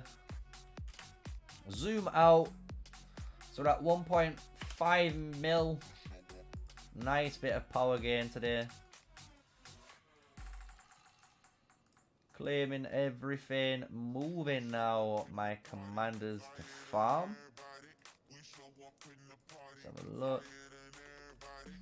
There we go. We've got some woods. We need woods. Pop that here. Too low level. Don't want that. The level 3 one, but it's been taken. Level 2. Let's take the level 2 gold. There we are. Nice, nice, nice. So, what we've done so far today. So, everyone who wants a summary, catch up on the Road to Glory account. Today, we did do all of Passions for Rations, which is always complete. This is just going to be done through gathering, which we're doing now. We did a bunch of the side-by-side. That's allowed us as well from the Passions of Rations. We've been able to save up, hopefully, to get this next gold key for our artifacts. And then we've been using our CP on the Divine Depository event, which has allowed our account to start to gain these resources back up. So we're going to start stocking back up from now till City Hall 21 or 20. So then we go and push as much as we can on the account. We've got notice board finishing in 5 hours, so we're going to be working on that. You can see it's going to take over 2 days for the City Hall. We do have some speed ups, but we're going to save those. We might use them on the City Hall just to get the 4th march, right? So if you look here, we get that 4th march, and then we don't get anything else now until we hit City Hall 21, which is T4, and City Hall 22 for the 5th march. So we're gonna maybe speed through. I'm gonna think about it tonight, and then maybe tomorrow or Wednesday we'll see what everyone decides. So we're gonna hopefully have an answer for you guys. But that's what we've done. We've got our heroes pushed up, even our Guan win. If we go to Dragon Trials, go and claim. It's the only thing we haven't done today. We'll try to do one of them right now just to finish off the stream. We've got 4 marches we can use. So we're going to use Elena with Garwood as our front line. We're going to have Springs of Silence as the tank item. 34 in the front. So now we're going to put our Archer March in the back. We're going to put our Mage March hopefully here. And whatever it recommends, we're going to put here. So let's put Solan's Blade and we'll put Alistair. We're going to try and use the current setup to finish off 51. So let's put our Elena here. We're going to use our cavalry units here. We're going to move our archers just a little bit further away at first so we can get all the intercept triggers. We're going to get all the intercept triggers there. So all our units now are getting hit by multiple AoEs. There we go. We've got a little bit of focus on our Guan win, but it wasn't too much, as you saw, because our front line was able to intercept and hold the line, right? And just like that, we've got a 3-star, so we know I'm going to be able to push maybe all the way to about 60. We're going to see. I'll do this bit off stream, because this is very long and boring, I must admit. But I will be using the exact same setup, guys. So if you're looking, this is what my march setup and artifact setup is. I'll be using this to conquer all the way through again. Even if it says a fair fight, I know my artifacts are going to carry me through. And then once we do that, we've got these branches to complete again for the last time. And we'll gain that beautiful prestige and dragon glass for the account so we can get more Indis tokens ready to make a 5111 for season 2 when we get there. So I hope you guys have enjoyed the stream. I am going to call it quits for now. We're going to do hopefully longer streams in the future. Obviously, the more bigger the channel gets, the longer we can stream and so on. So I hope you enjoyed it. all the guys, welcome to the sneaky army, if you want to call it that. I am an official Call of Dragons content creator. Here, giving you guys all the gossip, all the guides, everything you need to know about Call of Dragons, always on my channel. I don't lie, you know. I always update stuff. If I've made a mistake, I own up onto that mistake and update it with the correct info, so don't you worry. But if you're looking for everything Call of Dragons related and a free-to-play series, if you're looking for one, we have got one covered as well. So everything's there. Smash a like, comment, and subscribe to the channel. But yeah, thank you for everyone tuning in. It's been great. We hit peak of about 40-50 members, which is amazing to see. So it's been a really fun one. That is it. The Road to Glory live stream is over. We've conquered the Flame Dragon. We might be conquering a bit more of the Elite Necro, maybe. We'll soon see. But until the next time, guys, stay safe, stay sneaky, and peace out until the next live stream.